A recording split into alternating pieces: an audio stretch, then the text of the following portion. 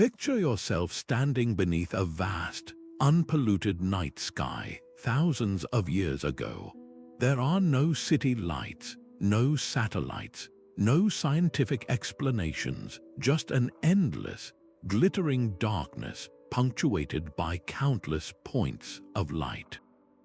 To you and me today, this might be a scene of profound beauty or peaceful contemplation, but for our ancient ancestors, that very same sky was something else entirely, a realm of active, watchful danger.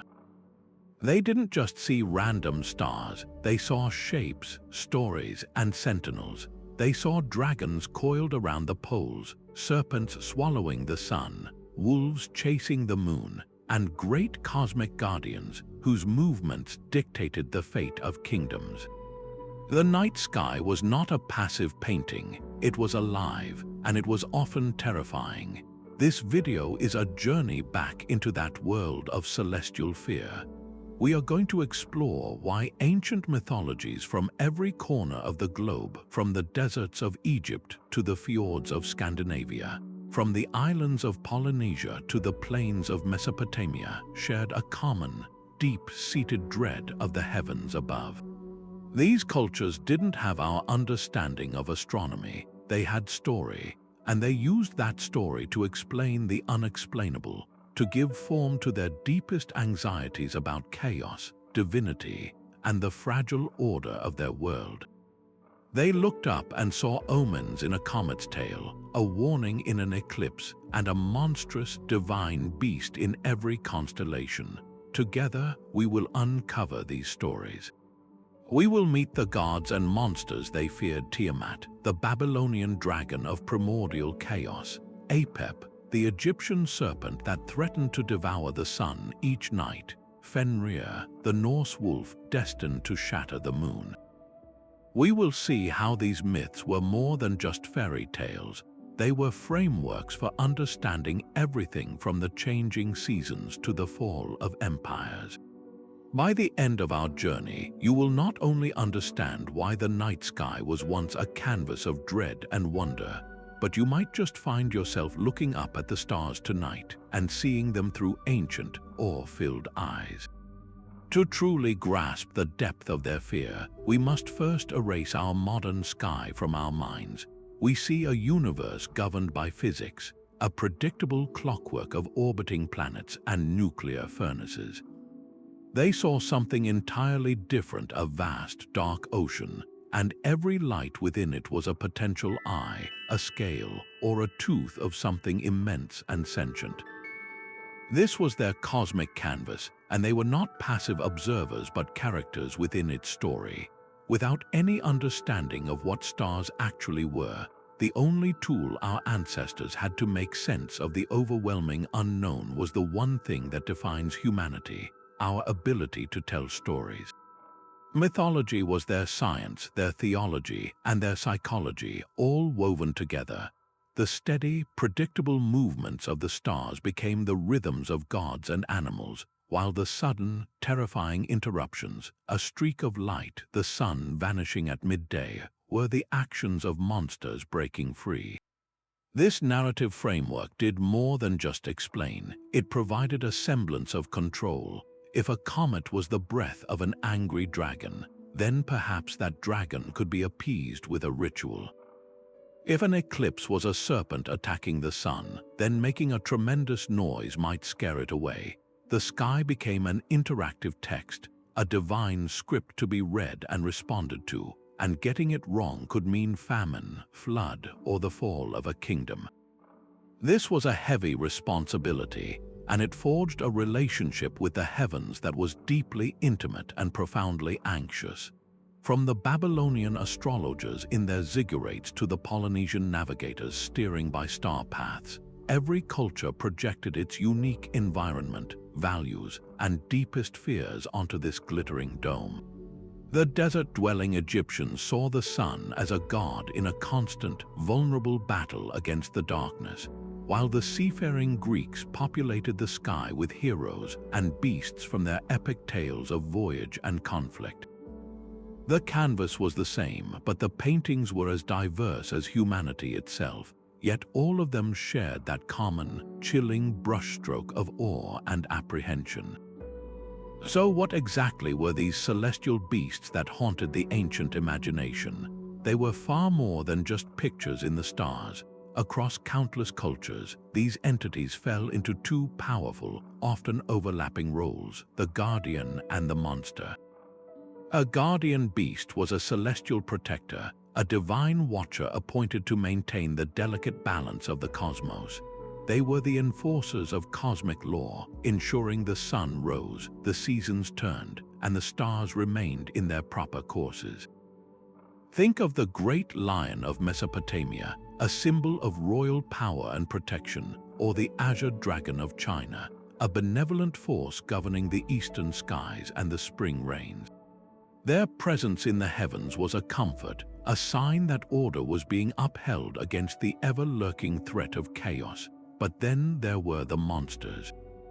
These were the agents of that very chaos: primordial, destructive forces embodied in serpentine coils, monstrous jaws, and fiery breath. Their function in the mythic tapestry was to punish, to test, and to remind humanity of its place. They were the explanation for the inexplicable and terrible events that could shatter a civilization. A sudden drought, a devastating earthquake, or a plague sweeping through a city, these were not random tragedies. To the ancient mind, they were the direct result of a celestial beast's wrath, perhaps awakened by human transgression or a failure in ritual. The Greek Hydra, a many-headed serpent slain by Hercules, wasn't just a monster in a swamp. Its placement in the sky served as an eternal reminder of a conquered challenge, but also of the Hydra-like nature of evil, always threatening to regrow its heads. Crucially, these beings were not static symbols. They were active, sentient participants in an ongoing celestial drama. Their stories were intricately woven into the fabric of the stars themselves. The constellation we call Scorpio, for instance, was directly linked to the story of Orion the Hunter. In one version of the myth, the earth goddess Gaia, angered by Orion's boast that he could hunt any animal, sent a giant scorpion to kill him. Their battle was so epic it was cast into the stars, with the scorpion forever chasing the hunter across the night sky, a perpetual celestial reenactment of a divine punishment. This wasn't just a pretty story. It was a lesson in hubris, a warning against overstepping one's bounds and disrespecting the natural world. This connection between star and story was the very foundation of early astrology. The movement of a planet through a constellation wasn't a simple astronomical event. It was a god visiting the domain of a great beast, an interaction that would ripple down to affect events on Earth. Babylonian priests meticulously charted the path of the planet Mars, which they associated with their god of war and pestilence, Nergal.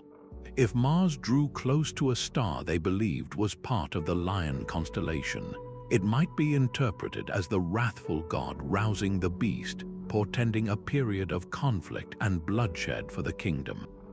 The fate of harvests, the outcome of battles, and the health of a king were all believed to be written in this celestial language of beasts and gods.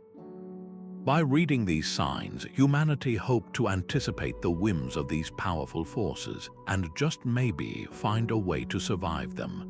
To understand the depth of this fear, we must first journey to the very beginning of everything, according to the Babylonians. Their creation epic, the Enuma Elish, doesn't start with light and order, but with a swirling, formless abyss of salt water. This was Tiamat, the Great Mother, a being of immense primal power. She wasn't initially a monster. She was the source of all creation, mingling her waters with those of her consort, Apsu, the god of fresh water, to give birth to the first generations of gods. But this story takes a dark and pivotal turn. As these younger gods grew louder and more disruptive, Apsu plotted to destroy them for disturbing his rest. However, the god E discovered the plot and struck first, slaying Apsu. This act of divine patricide shattered the primordial peace and unleashed a terrifying transformation within Tiamat. Grieving and enraged by the murder of her mate, she herself chose to become a weapon of vengeance. She created a horde of monstrous offspring venomous serpents, sharp-toothed dragons, lion demons, and scorpion men, and appointed her new consort, the god Kingu, as their general and the bearer of the tablets of destiny, which held the power to control the fates of the universe. The younger gods were terrified, powerless against this rising tide of chaos that their own actions had provoked. In their desperation, they turned to the champion Marduk, who agreed to face Tiamat on the condition that he be made the supreme ruler of all gods if he succeeded. What followed was not just a battle but the ultimate cosmic war. Marduk, armed with winds, a net, and his invincible weapon, the Floodstorm, rode his chariot into the face of the roaring, chaos-spewing dragon. He forced the winds into her mouth, inflating her body, and then shot an arrow that sliced through her swollen belly, piercing her heart and splitting her in two. With Tiamat's colossal form defeated, Marduk performed the act of creation through destruction. He used one half of her body to form the vault of the heavens, studding it with stars and assigning their stations to the great gods, and used the other half to create the earth below. Her weeping eyes became the sources of the Tigris and Euphrates rivers. Her tail was bent into the Milky Way, and her monstrous allies were captured and forced into the service of the gods or imprisoned in the underworld. But here lies the core of the Babylonian fear. Tiamat's body may have been used to construct the ordered world, but her essence, the primordial chaos she represented, was not truly gone. It was merely contained within the very fabric of that world, a sleeping giant upon which their entire civilization was precariously built. Every time the sky darkened unexpectedly, every time a comet blazed a fiery path across the night, it was not seen as a beautiful natural phenomenon. It was interpreted as a sign, a shudder from the dormant Tiamat, a reminder that the cosmic order was fragile and that her chaotic influence could break through at any moment. An eclipse was not the moon passing in front of the sun. It was a dragon's breath briefly clouding the sky. A meteor storm was not rocky debris burning up in the atmosphere. It was the fiery spittle of her monstrous children, a warning of divine displeasure. This pervasive anxiety shaped Babylonian society at its highest levels. The king was not just a political ruler, he was the earthly counterpart to Marduk, personally responsible for maintaining the cosmic order against the ever-present threat of Tiamat's return.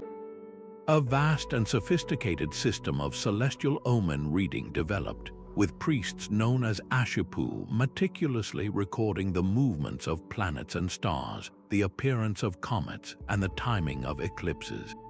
Texts like the Enuma Anu Enlil served as massive manuals, cataloging thousands of celestial events and their corresponding prophecies for the fate of the kingdom. If the planet Mars, associated with the god of war and pestilence, drew close to the star we know as Regulus, the heart of the Lion constellation, it might be read as Tiamat's rage stirring, portending an invasion or a deadly plague. The response was not passive fear but active ritual. Elaborate ceremonies known as Nambabu rituals were performed to appease the angry gods and reinforce the cosmic boundaries that kept chaos at bay. The Babylonians lived in a state of vigilant dialogue with the sky, constantly reading it for signs of Tiamat's lingering influence and acting decisively to ensure that the hard-won order of Marduk would hold for another day, another season, another year. If the Babylonian Tiamat represented a primordial chaos that was transformed into the very structure of the cosmos, then the Greek Typhon was a more personal and immediate terror, a living, breathing cataclysm born for the sole purpose of dismantling the established order of the universe. The Greeks told of how Gaia, the earth herself, angered by the defeat of her Titan children, coupled with the dark abyss of Tartarus to produce her final and most monstrous son. His name was Typhon, and his very form was a nightmare anthology of the ancient world's most feared creatures. Poets like Hesiod described him as a giant whose head scraped the stars, with 100 serpentine heads sprouting from his shoulders, each with a black tongue and eyes that shot fiery sparks. His legs were coiled vipers, his wings blotted out the sun, and his voice was a horrifying cacophony, sometimes the roar of a lion, other times the bellow of a bull, or the piercing shriek of a dog, all mingled with the hiss of 1,000 serpents. This was not a beast to be reasoned with or appeased by ritual. Typhon was a force of pure, anarchic destruction. His arrival was an event that shook the foundations of the world. As he marched toward Olympus, the home of the gods, volcanoes erupted in his wake, and the earth split open beneath his feet. The very air grew thick with terror. The Olympian gods, the very masters of the universe, did not stand and fight. They fled. The myths recount how, upon seeing Typhon's approach, every single deity abandoned their celestial home in a panic, transforming into animals to escape his notice. Only Zeus, the king of the gods, stood his ground, armed with his mighty thunderbolts. What followed was a battle that dwarfed all others, a clash that was less a duel and more a tectonic event. Zeus hurled lightning bolt after lightning bolt, searing the monster's countless heads, while Typhon responded by hurling entire mountains and breathing gusts of storm wind so violent they were said to be able to strip the feathers from birds in mid-flight. The conflict raged across the world, and for a terrifying moment it seemed that chaos would win. Typhon managed to overwhelm Zeus, using his serpentine coils to entrap the god of thunder. He severed the tendons from Zeus's hands and feet, rendering him powerless, and imprisoned the crippled king in a cave. The light of the world, the very principle of order, was extinguished. It was only through the cunning of the messenger god Hermes and the strength of the giant Pan that Zeus was restored. Freed and re-empowered, Zeus pursued Typhon with renewed fury, finally cornering him in Sicily. There, with a final, cataclysmic blast of lightning, Zeus buried the monster beneath the weight of Mount Etna. But this was not a true death. Imprisonment was the only victory possible. The Greeks believed Typhon was still alive, trapped under the mountain, and that his eternal, raging struggles to break free were the cause of the volcano's frequent and violent eruptions. His fiery, angry breath was the smoke and ash that poured from the summit, and his agonized thrashing deep below the earth was what triggered devastating earthquakes across the Mediterranean. This myth did not end with his imprisonment. It was permanently written across the night sky. The Greeks saw the aftermath of this great battle reflected in the constellations. Some stories say that the monstrous crab sent by Hera to distract Hercules was not only crushed underfoot, but was then cast into the stars as the constellation Cancer, a silent, celestial bystander to greater conflicts. More directly, the great scorpion that killed the boastful hunter Orion was often linked to the will of Gaia, the same Earth Mother who birthed Typhon, making the constellation Scorpio a permanent reminder of her potent and vengeful power. Even the sea-goat Capricorn was sometimes associated with Pan, who, upon seeing Typhon approach, leapt into the Nile in such terror that the half of him above water remained a goat, while the half below transformed into a fish, a moment of divine panic forever memorialized in the stars. For the average ancient Greek, this was not an abstract tale. Every time the ground shook violently beneath their feet, it was not a random geological event. It was Typhon stirring in his subterranean prison, testing his bonds. Every time Mount Etna lit up the night with rivers of fire, it was the monster's breath scorching the landscape. And when violent storms lashed the coast or meteor showers streaked across the heavens, these were not merely weather patterns or space rocks burning up, they were the lingering echoes of that primeval battle. The scattered sparks from Zeus's thunderbolts or the fiery spittle from Typhon's serpentine mouth. The sky was not a peaceful dome but an active battlefield. and the stable rule of Zeus was understood to be a tense and ongoing victory, not a permanent peace. This mythology provided a powerful and visceral explanation for the volatile and unpredictable nature of their world, transforming the terrifying randomness of natural disasters into a narrative of cosmic struggle, where even the gods had to fight desperately to preserve the order that made human life possible. While the Greeks envisioned their cosmic struggle as a dramatic battle between a thunder god and a mountainous monster, the ancient Egyptians conceived of this eternal conflict on a far more intimate and terrifyingly regular basis. For them, the greatest threat did not come from a one-time event buried under a distant mountain, but from a relentless, ever-present serpent that had to be defeated anew every single night. This was Apep, also known as Apophis, the embodiment of pure chaos, darkness, and oblivion. He was not a god to be worshipped, but a force to be repelled, the ultimate enemy of all creation, and the chief antagonist in the most important story the Egyptians ever told, the daily journey of the sun. The entire Egyptian worldview was built upon a concept they called Mat, a principle of order, truth, and cosmic balance that stood in direct opposition to Isfet, the chaos and falsehood represented by Apep. The sun god Ra was the supreme champion of Mat, but his victory was not permanent. It was a cycle that had to be renewed with every rotation of the earth. Each evening, as Ra's solar bark descended below the western horizon, it was not simply setting for the night. It was beginning a perilous 12-hour journey through the 12 regions of the underworld, known as the Duat. This subterranean realm was not a place of the dead in a passive sense. It was a treacherous riverine landscape filled with demons, gates guarded by serpents, and lakes of fire.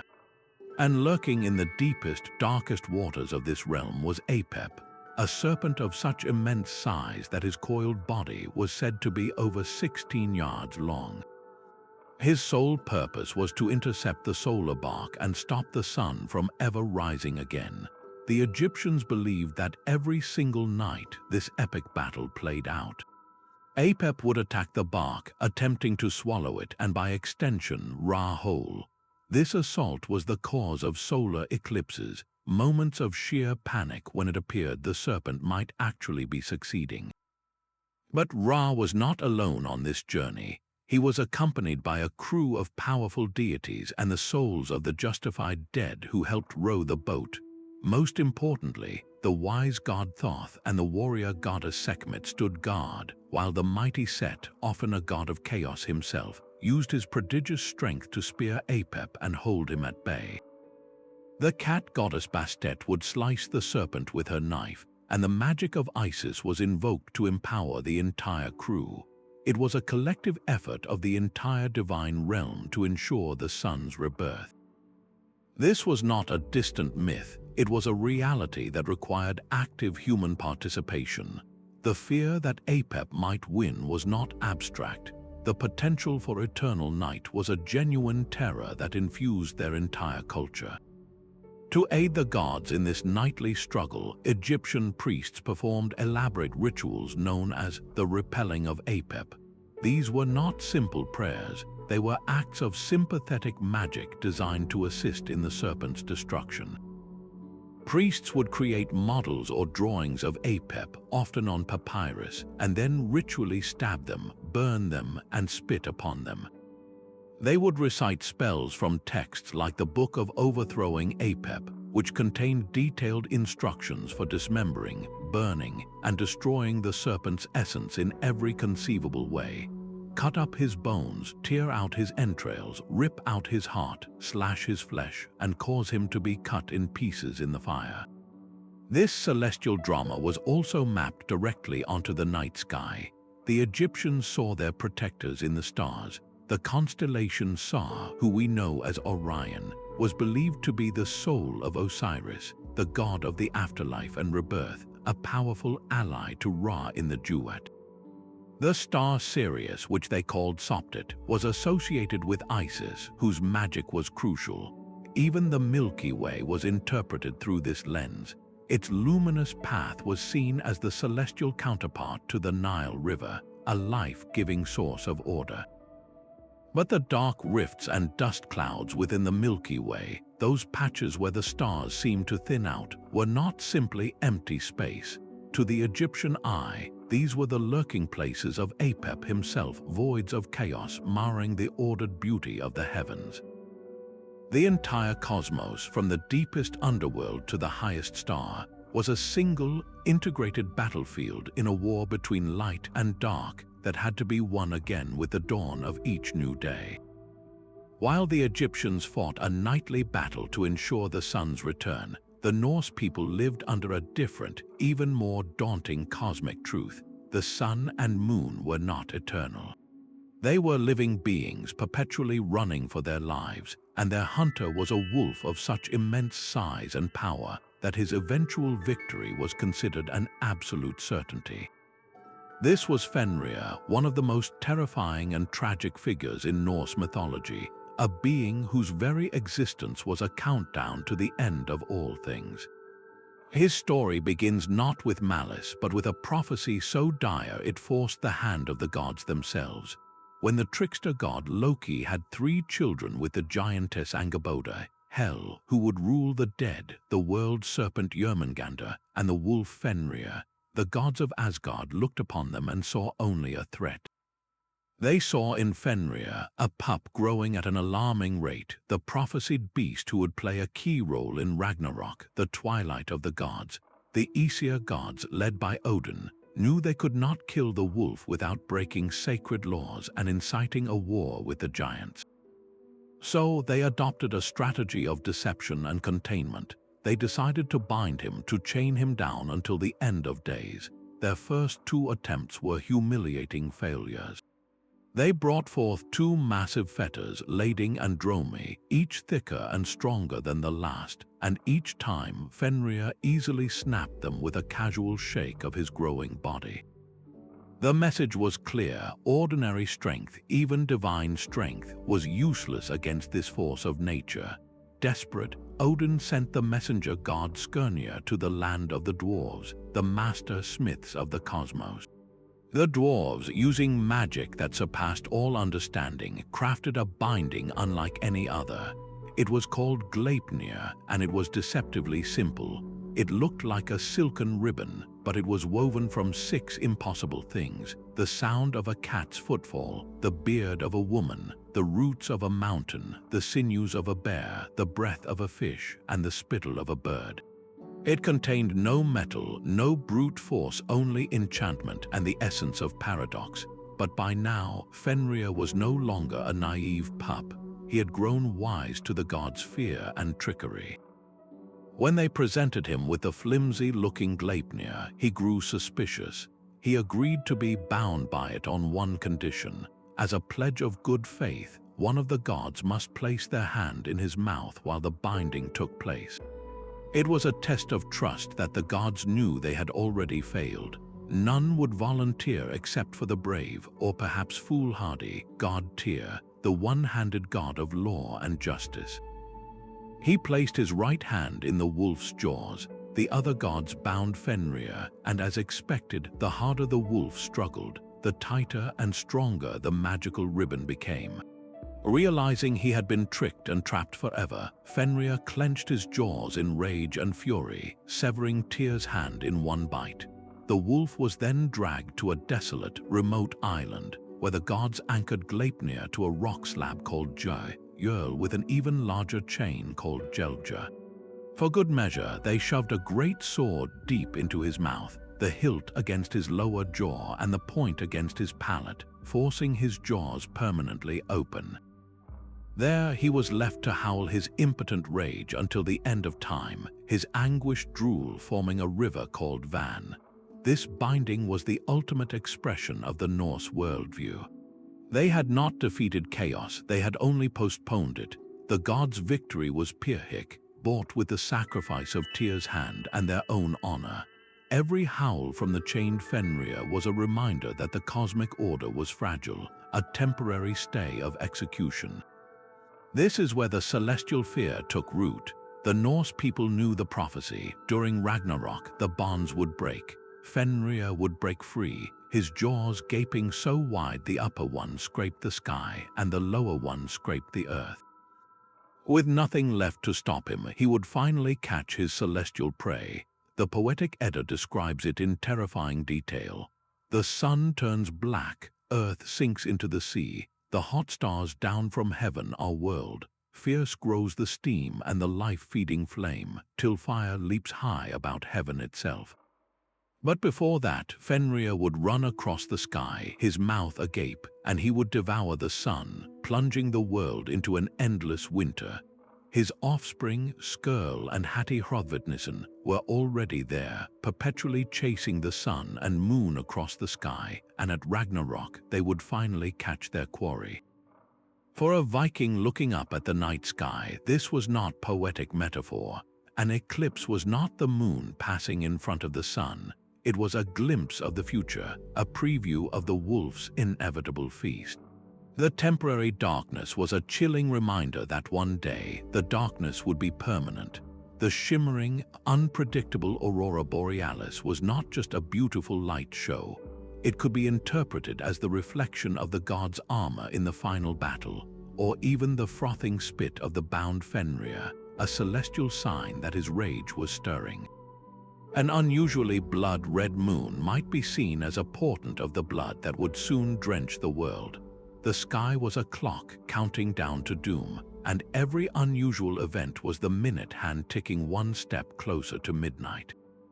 This created a culture that was not paralyzed by fear but forged by it. The knowledge that even the gods were doomed created a unique form of courage. The famous Norse fatalism, the belief in an inevitable fate, was paired with a profound emphasis on personal bravery and honor. If Ragnarok was coming no matter what, then how one faced it was all that mattered. This myth connected their most earthly anxiety, survival in a harsh, cold world of long winters and short growing seasons, to the grandest cosmic scale. The fear of famine here on Midgard was mirrored by the fear of the sun being eaten in the heavens. It was a narrative that did not promise salvation, but it did promise meaning. Every act of courage, every oath kept, was a small defiance in the face of the great wolf's howl, a way to live with dignity even under the shadow of a destined celestial devourer. Across the vast expanse of Asia, a very different relationship with the celestial realm took shape, one where cosmic power was not a monstrous force to be chained, but a majestic, bureaucratic authority to be respected and meticulously managed. In ancient China, the dragon was not merely a mythical creature. It was the ultimate symbol of celestial power, a being that commanded the rains, shaped the rivers, and dictated the very mandate by which an emperor ruled. This was not the destructive chaos of Typhon or the devouring hunger of Fenrir. This was a sophisticated, hierarchical system where the heavens communicated their approval or displeasure through a complex language of omens, and the most fluent speaker of this language was the dragon. The Chinese celestial dragon was a being of profound duality, deeply revered as a life-giving source of water and agricultural prosperity, but equally feared for its capacity to unleash devastating floods, droughts, and storms if its cosmic balance was disturbed. This intricate belief system was formalized into the very structure of the sky itself. Chinese astronomers divided the heavens into 4 great palaces, each governed by a mythological creature and associated with a season, a direction, and a fundamental element. The most prominent of these was the Azure Dragon of the East, known as King Long. This majestic beast was the guardian of the spring season and the element of wood, its celestial domain encompassing several constellations that we recognize today, including the tail of Scorpius and the body of Virgo. The Azure Dragon was a benevolent protector, its arrival in the night sky signaling the end of winter and the beginning of the planting season, a time of renewal and growth. But its power was absolute. The movements of the moon and planets through its celestial palace were not random astronomical events. They were official dispatches from the cosmos, read by court astrologers as direct commentary on the emperor's performance. This is where reverence tipped into genuine fear. The Emperor of China did not rule by divine right alone. He ruled under the mandate of heaven, a concept that directly linked his virtue and effectiveness as a leader to the natural and celestial order. If the emperor was just and wise, the heavens would respond with good weather, bountiful harvests, and celestial harmony. But if he became corrupt, selfish, or incompetent, the cosmos would send unmistakable warnings. An eclipse, particularly a solar eclipse, was among the most dreaded of these signs. It was not seen as a serpent or a wolf attacking the sun, but as a celestial dragon expressing its profound displeasure with the Son of Heaven himself. The dragon's act of swallowing the sun was a public indictment of the emperor's failing mandate, a cosmic vote of no confidence that could trigger peasant unrest, noble rebellion, or even the downfall of a dynasty.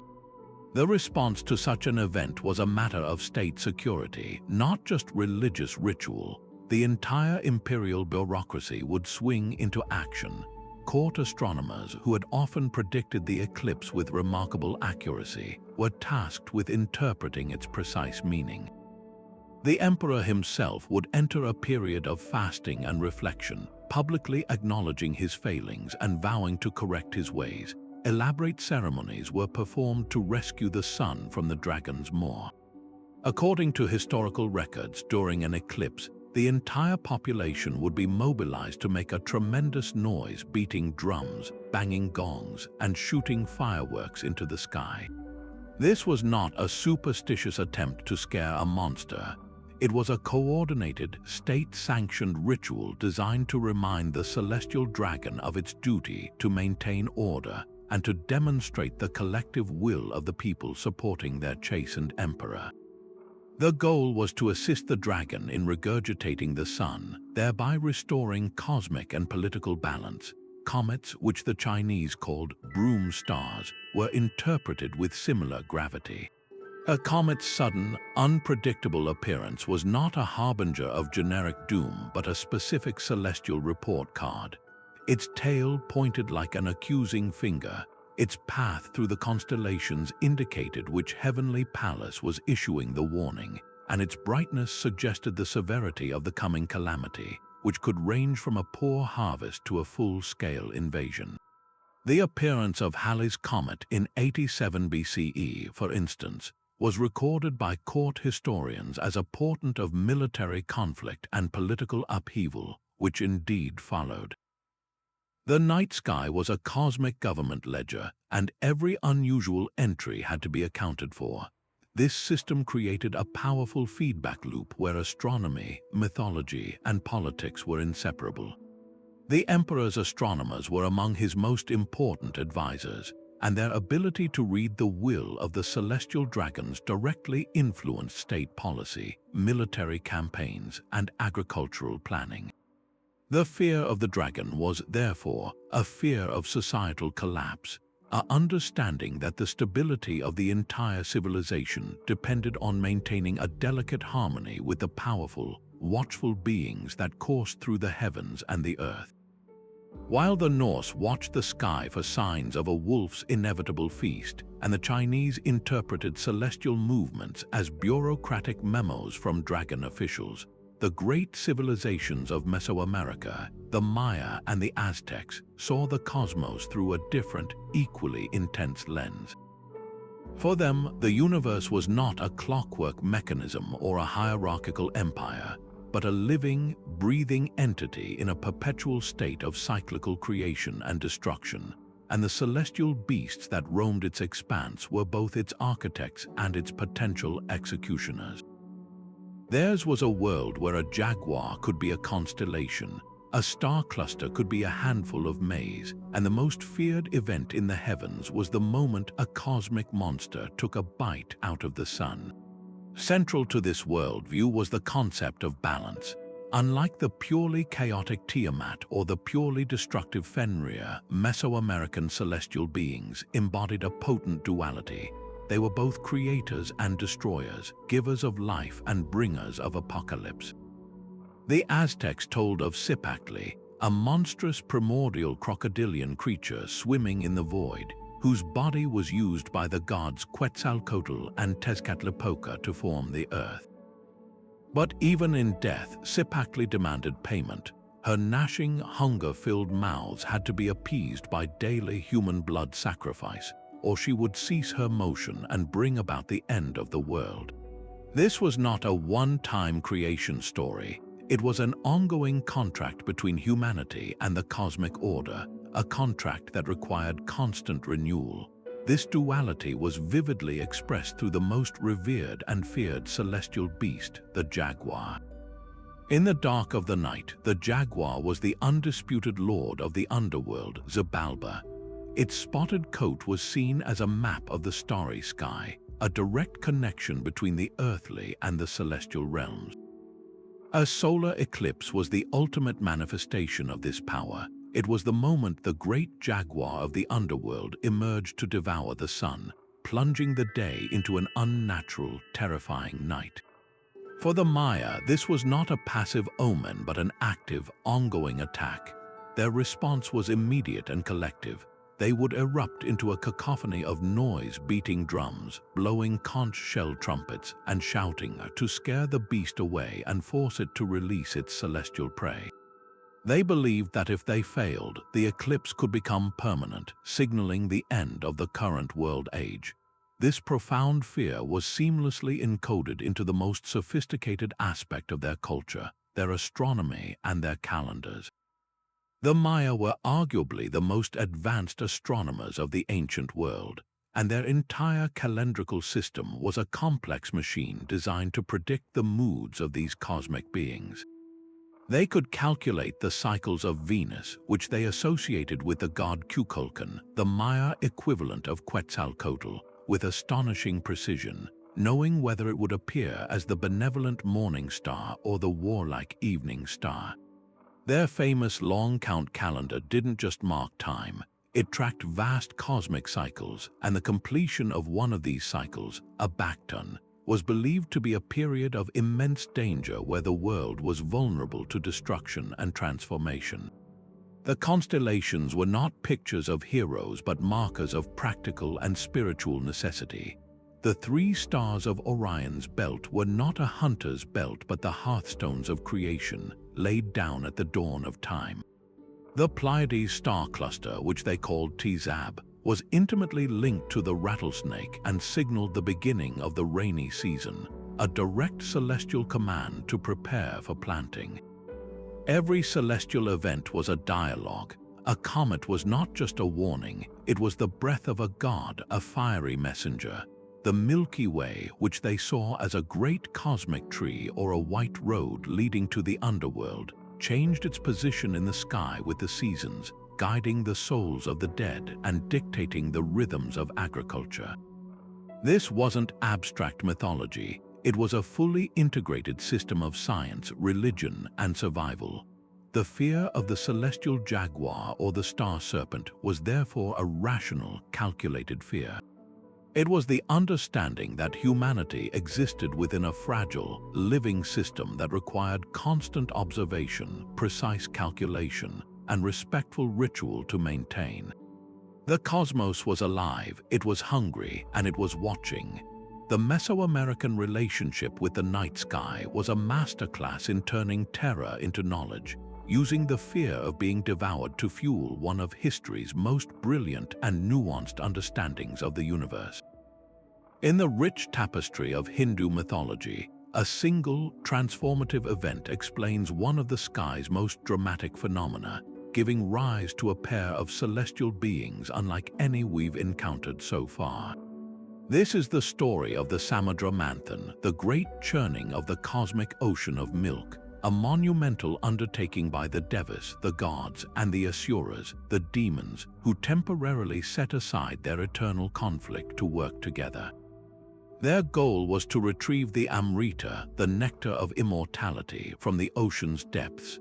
Using the serpent king Vasuki as a rope and the massive Mount Mandara as a churning rod, they tugged back and forth for centuries, and from the turbulent waters many divine treasures emerged. Finally, the physician of the gods, Danvantari, arose holding the pot of precious Amrita. What followed was a scene of pure chaos and desperation. The Asuras, overcome with greed, seized the pot for themselves. To restore balance, the god Vishnu took the form of the enchanting Mohini, a captivating woman who distracted the demons and offered to distribute the nectar fairly.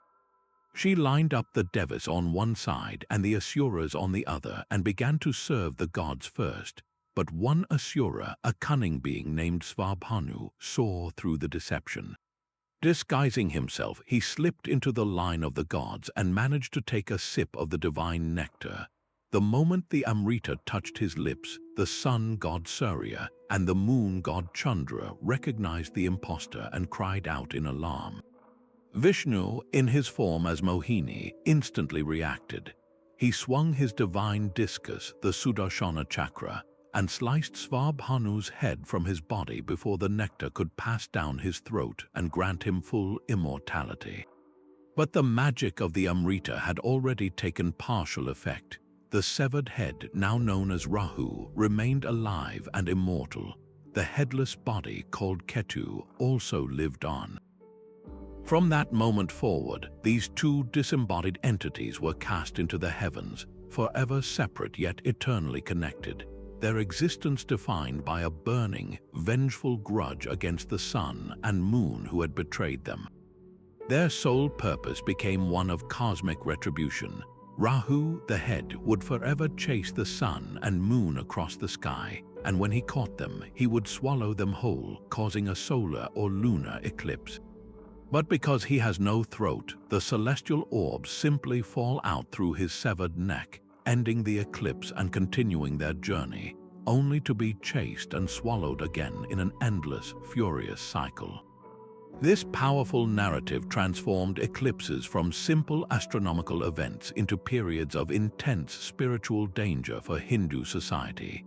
An eclipse was not just the shadow of a planet, it was the moment the demon Ra, who successfully devoured the source of all light and life, unleashing a torrent of negative energy known as dosha upon the earth. This was a time when the boundaries between the material world and darker forces were believed to be at their thinnest. The fear was palpable and practical.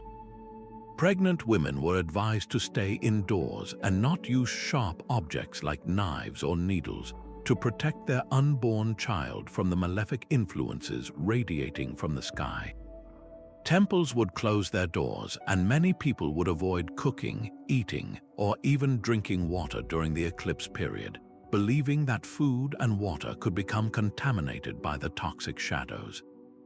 The response to this celestial attack was a series of deeply ingrained purification rituals designed to cleanse both the individual and the environment. As soon as the eclipse ended, people would immediately bathe, purifying their physical bodies. They would cleanse their homes by sprinkling water mixed with Ganga Jal, water from the holy Ganges River. Any food that had been exposed to the eclipse's shadow was traditionally discarded and replaced with freshly cooked meals. Chanting specific mantras, particularly the Gayatri mantra or prayers dedicated to Vishnu, was believed to generate positive spiritual vibrations that could counteract the negative energies unleashed by Rahu and Ketu. These practices were not born of superstition, but from a profound cosmological understanding that human actions on Earth were part of a larger, ongoing celestial drama. This mythos was then formalized into one of the world's oldest and most complex systems of astrology, Vedic astrology or Jyotish. Here, Rahu and Ketu are not considered physical planets but powerful shadow planets or lunar nodes, the mathematical points where the moon's path crosses the sun's path. Their positions in an individual's birth chart are considered among the most influential and karmically significant factors. Rahu is associated with unbridled ambition, obsession, material desire, and sudden, unconventional success. Ketu, the headless body, is linked to spirituality, enlightenment, isolation, and the release from worldly attachments. Together, They represent a karmic axis, with Rahu pushing a soul toward worldly experience and Ketu pulling it toward spiritual liberation. A difficult placement of Rahu in one's chart might indicate a life lesson involving overcoming greed or obsession, while a challenging Ketu could point toward feelings of alienation or a need to find deeper meaning. In this way, the story of the eclipse demons expanded far beyond the sky, becoming a sophisticated language for understanding human psychology, destiny, and the soul's journey through time. Now we travel to a land with one of the oldest continuous cultures on Earth, where the relationship between the sky, the earth, and story is not separate but a single, unified whole. In the diverse and profound belief systems of Aboriginal Australians, the night sky is not a distant realm of abstract gods but a reflection of the land below, a sacred text written in the stars and overseen by one of the most powerful and fundamental creator beings, the rainbow serpent. This entity is not simply a monster to be feared or a god to be appeased from afar. It is the very embodiment of the creative and destructive power of nature itself, a being whose body literally sculpted the world during the dreamtime, the epoch of creation. The rainbow serpent is known by many names across hundreds of different language groups: Kunmanga in Arnhem Land, Wolunqua among the Warramunga, and countless others, but its essence remains consistent. It is a being of immense paradoxical power. It is the source of all life, the creator of rivers, waterholes, and the fertile valleys as it moved across the barren, primordial landscape. Its shimmering, multi-hued body is the rainbow that appears after the life-giving rain. Yet, this same power can be terrifying.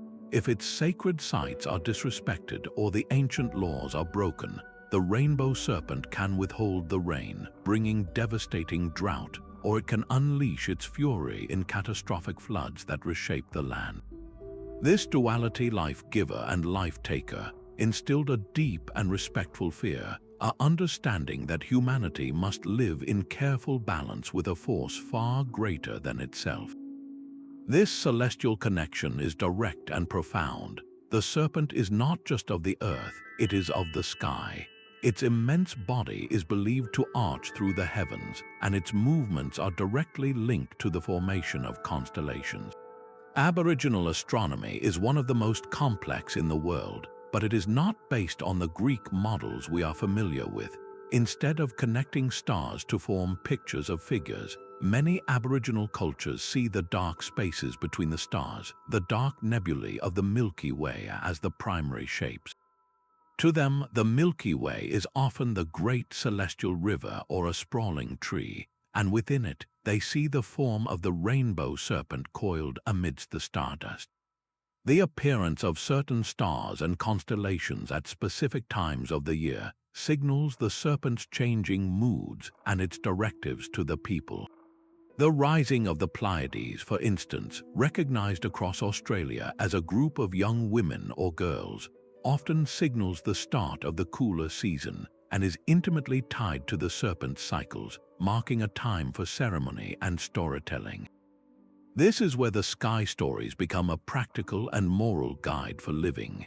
The constellations are not just maps, they are chapters in a vast, ongoing narrative that dictates law, kinship, and survival.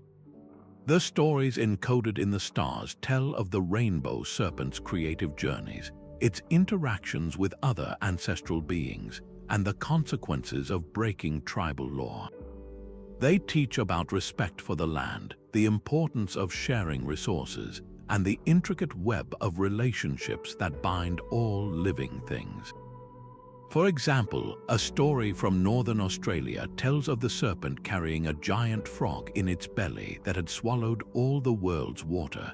To retrieve the water, the other animals made the serpent laugh, forcing the frog out and bringing life back to the land.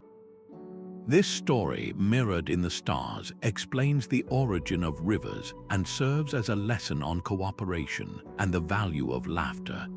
The fear of offending the rainbow serpent was therefore a cornerstone of social and environmental order. This was not a paralyzing terror, but a profound and guiding respect that manifested in tangible taboos and ceremonies. Certain waterholes, believed to be the serpent's resting places, were strictly off-limits, protecting vital ecosystems. Rituals involving song, dance, and intricate artwork were performed at specific times correlated with celestial events to honor the serpent, to encourage the coming of the rains, or to thank it for the season's bounty. By observing the stars and following the laws set down in the Dreamtime stories, the people maintained a sacred reciprocity with the serpent and, by extension, with the entire natural world. This worldview represents a breathtakingly sophisticated form of ecological wisdom, where mythology, astronomy, and a deep, sustainable respect for the environment are completely intertwined, viewing the night sky not as a separate universe, but as the other half of a living, breathing story written across the land. Moving from the sun-drenched landscapes and cosmic bureaucracy of China, we find ourselves in the misty, green hills of ancient Europe, where the Celtic peoples held a vision of the sky that was deeply interwoven with the land itself. For the Celts, the boundary between our world and the next was not a distant horizon but a thin, permeable veil, and the night sky was one of its most luminous and active portals. This was not a realm of separate, personified monsters but an integrated spiritual ecosystem, watched over by powerful, often ambivalent, guardians whose moods were directly written in the weather and the stars. At the heart of this belief stood formidable figures like the Kaleach, the divine hag of winter, a being whose breath was the winter gale and whose staff froze the ground beneath her feet. She was not merely a seasonal spirit but a sovereign of the celestial cycles, a creator and destroyer who shaped the hills and valleys with her footsteps and commanded the constellations that marked the turning of the year. The Celts saw the heavens as a great turning wheel, and its movements were governed by these powerful entities. The Kaleach's reign began at Samhain, what we now call Halloween, when the veil between worlds was at its thinnest. As she walked the land, she would bring the winter cold, and her presence was marked in the sky by the arrival of certain star patterns. The Pleiades cluster, for instance, held significant importance, its heliacal rising and setting acting as a celestial signal for her coming and going. To see these stars brighten in the autumn sky was to see the Kaleach gathering her strength, a warning that the time of hardship was near. This was not a passive observation but a call to action. The fear was not of a beast that could be defeated, but of a fundamental force of nature that had to be respectfully acknowledged and carefully managed through ritual to ensure the community's survival. This relationship between sky, land, and spirit demanded a proactive response. The Celtic calendar was punctuated by major fire festivals aligned with the solstices and equinoxes, which were not just celebrations but crucial rituals of appeasement and alignment. At the winter solstice, ceremonies were held to encourage the sun's return and to slowly weaken the Kaleach's grip, persuading her to eventually transform into the youthful goddess of spring, Brigid. Bonfires were lit on hilltops, their flames serving as sympathetic magic to strengthen the waning sun and to create points of protective light against the deepening darkness of the other world. These were acts of cosmic negotiation, designed to maintain harmony with the guardians who controlled the very fabric of reality. A failed harvest or an unusually brutal winter was not bad luck. It was a clear sign that these rituals had been neglected or performed incorrectly, that the balance had been upset and the sky guardians were displeased. This perspective transformed every unusual celestial event into a potent message. The shimmering, ghostly dance of the aurora borealis, visible at these northern latitudes, was not just a beautiful light show. It was interpreted as the fiery breath of great sky dragons, or as the opening of the gateway to the otherworld itself, a glimpse into the realm of the gods and ancestors. A comet's sudden appearance was a direct omen, a scroll unfurling in the heavens that required immediate interpretation by the Druids, the learned class who acted as intermediaries between the human and the divine.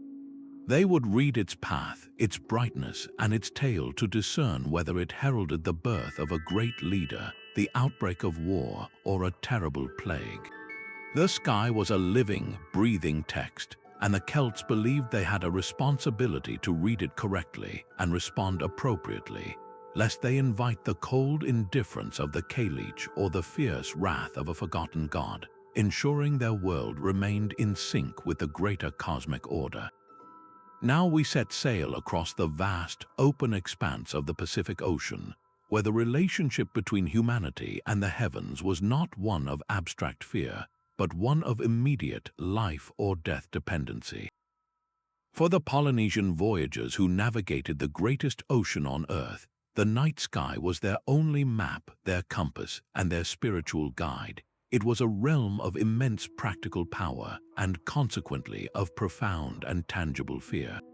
At the center of this celestial seascape stands the legendary demigod Maui, a figure of immense cunning and strength who dared to challenge the very laws of the cosmos.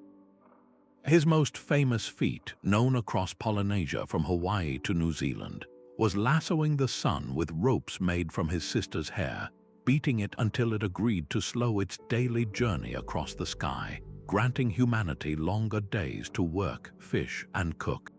He was a benefactor, a trickster who bent the heavens to human need.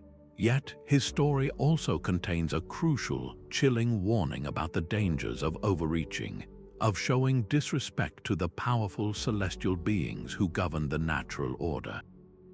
This warning culminates in Maui's final and most fateful quest, his attempt to conquer death itself. He sought to achieve immortality for all humanity by entering the body of the goddess of death, Hein Nui Te Po, who resided in the darkest reaches of the sky. He planned to crawl through her body while she slept and emerge from her mouth, thereby defeating her. But the birds who accompanied him were warned not to laugh, for if they did, they would wake the goddess. As Maui, naked and vulnerable, began his impossible journey, the sight of him disappearing into the goddess was too much for one small bird to bear. It let out a chuckle. Hein Nui Te Po awoke instantly, her eyes opening to the sky, and seeing the demigod within her, she crushed him to death with the obsidian teeth that lined her womb. Maui's daring attempt to cheat death resulted in his own gruesome end, cementing mortality as the permanent fate for all humankind. This story was not just a myth, it was a foundational lesson. It taught that while the sky could be negotiated with, as in slowing the sun, it could never be truly conquered. To disrespect the celestial powers, to treat them with anything less than absolute reverence, was to invite cosmic catastrophe. This fear was woven into the very fabric of Polynesian navigation. The star compass, a mental construct mastered by master navigators, divided the horizon into 32 houses, each marked by the rising and setting points of key stars. To know these stars was to know the way home, but this knowledge came with a heavy responsibility. The stars were not inanimate points of light, they were the physical manifestations of ancestors and gods. To misread a star's path was not just a navigational error, it was a spiritual failure, an insult to that celestial guardian. A sudden storm that arose after a misreading was not bad weather, it was the direct wrath of an angered deity, punishing the crew for their arrogance or carelessness. A voyage lost at sea was the ultimate consequence, a fate worse than death, as it meant being separated from one's ancestors in both life and the afterlife. The sky was an ally, but it was a stern and demanding one.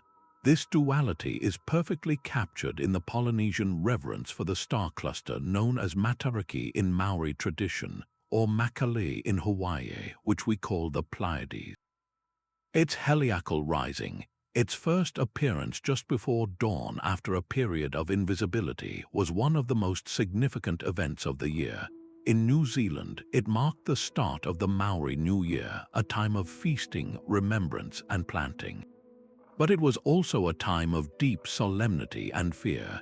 The clarity and brightness of the cluster stars were carefully observed. If they appeared clear and sharp, it was a promise of a warm, abundant season to come.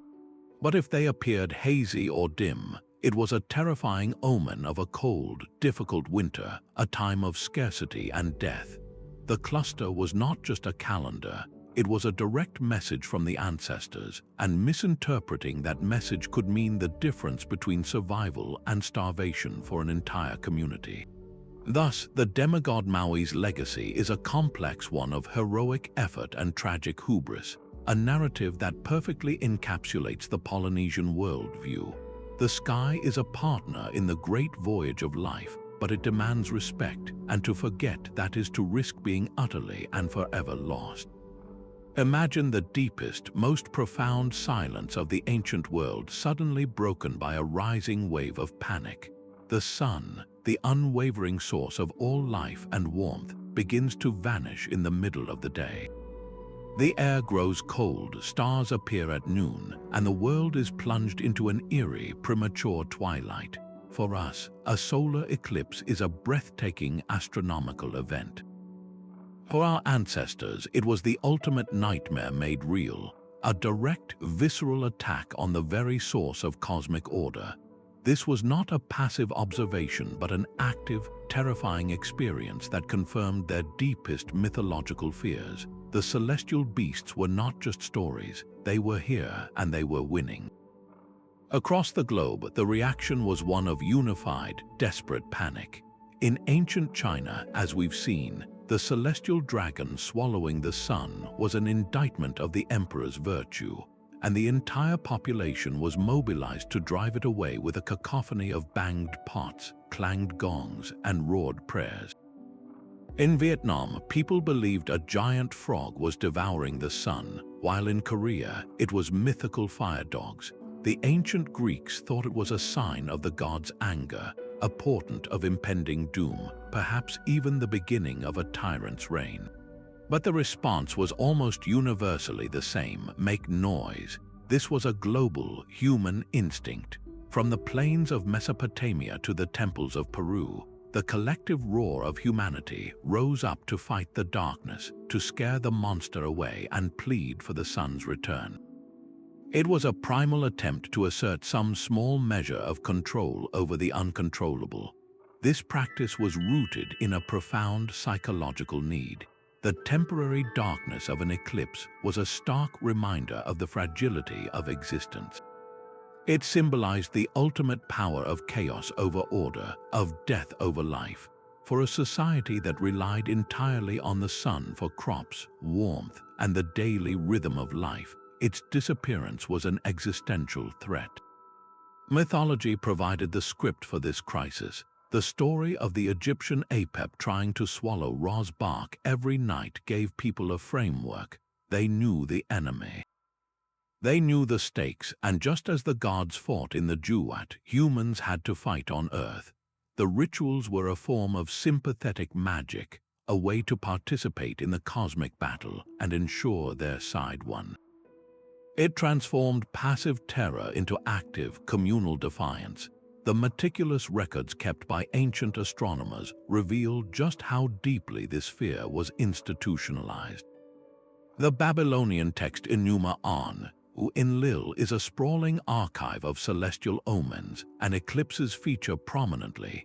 Babylonian astrologer priests could predict eclipses with remarkable accuracy, and they used this knowledge not for scientific celebration but for political and social preparation. They believed an eclipse could foretell the death of a king, an invasion, or a devastating plague. To avert these fates, they had a sophisticated, if chilling, ritual, the substitute king ritual or Shah Puhai. If an omen pointed to the king's death, a temporary, often mentally ill or condemned, substitute would be placed on the throne. This poor individual would be treated as royalty for the duration of the eclipse's predicted influence, absorbing all the negative fate. At the end of the period, he and his wife would be quietly executed, thus fulfilling the prophecy and allowing the real king to safely resume his rule. This extreme measure shows the incredible power eclipses held over the ancient mind. They were events so potent they could dictate life and death at the highest levels of power, and required a horrific, calculated sacrifice to maintain the stability of the kingdom. Beyond the immediate panic, eclipses served a deeper, more profound social function. In a world without scientific explanation, these events were the ultimate test of a culture's mythological framework and its leadership.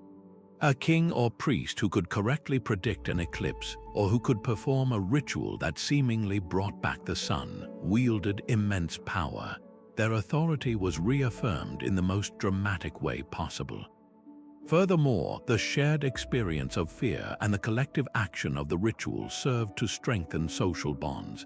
The entire community, from the highest noble to the lowest farmer, was united in a common purpose: to save the sun. This shared crisis and collective response reinforced cultural identity, validated religious beliefs, and maintained social cohesion in the face of what felt like the end of the world. The eclipse, in its terrifying brevity, held up a mirror to society, reflecting its deepest fears and, in the joyful return of the light, its most fervent hopes. If the slow, predictable dance of the planets and stars represented the steady rhythm of the cosmos, then comets and meteors were the terrifying, unpredictable screams that shattered the silence. These sudden, fiery visitors streaking across the night sky were not just unusual sights. To ancient eyes, they were the ultimate harbingers of doom, direct and unmistakable messages from the gods that disaster was imminent. Unlike an eclipse, which could sometimes be predicted by attentive priests, a comet's appearance was utterly without warning, a brilliant, hairy star materializing from the void, hanging in the heavens for weeks or months, its tail pointing like an accusatory finger toward the earth below. A meteor shower was even more immediate, a violent barrage of celestial fire, as if the sky itself were cracking open. There was no rational, scientific explanation available, so every culture on Earth turned to the only framework they had: mythology.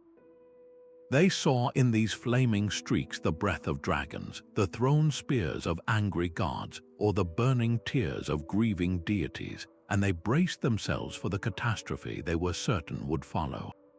This universal interpretation of comets as omens is etched into some of history's most pivotal moments.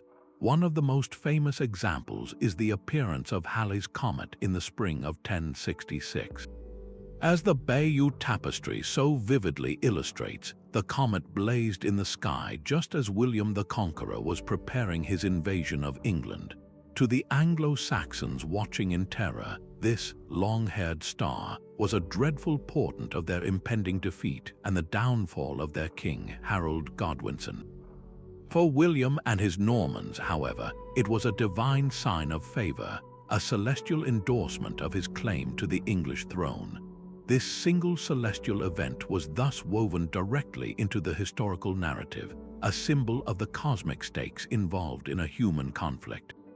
The Romans recorded the appearance of a comet just after the assassination of Julius Caesar in 44 BCE, interpreting it not as a warning, but as the soul of the murdered leader ascending to take his place among the gods, a politically convenient, yet still awe-inspiring, interpretation that linked celestial phenomena directly to the legitimacy of imperial power.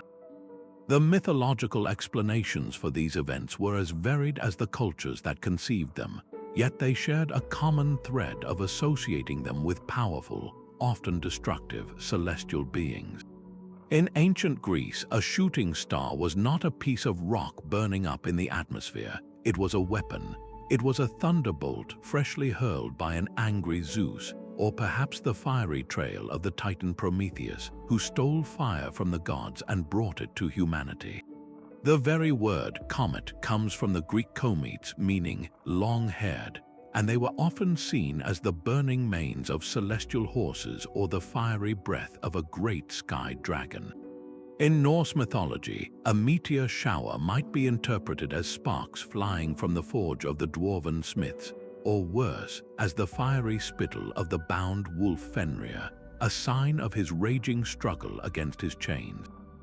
Chinese astronomers, with their meticulous records, gave comets ominous names like broom stars for their ability to sweep away the old order, or guest stars that arrived uninvited to deliver terrible news.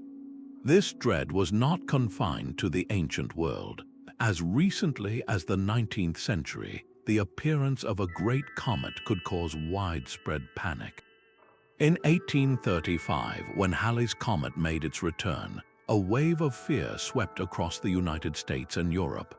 Doomsday preachers proclaimed it a sign of the impending apocalypse, and countless people genuinely believed the world would end when the Earth passed through the comet's tail. Charlatans sold comet pills and comet umbrellas to a terrified public, claiming they offered protection from the comet's poisonous vapors.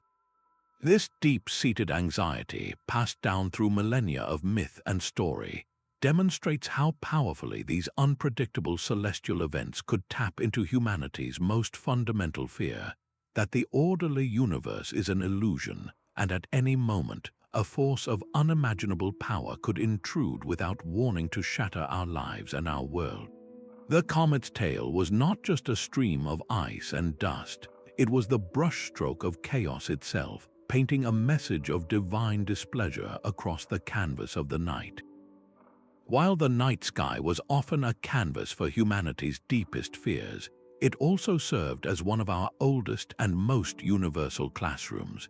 Beyond the terrifying dragons and devouring wolves, the constellations were a powerful medium for transmitting culture, reinforcing social order, and teaching essential moral lessons to entire civilizations.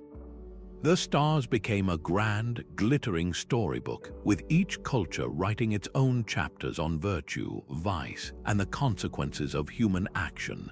This transformative process turned the celestial realm into a mirror, reflecting not monsters but ourselves.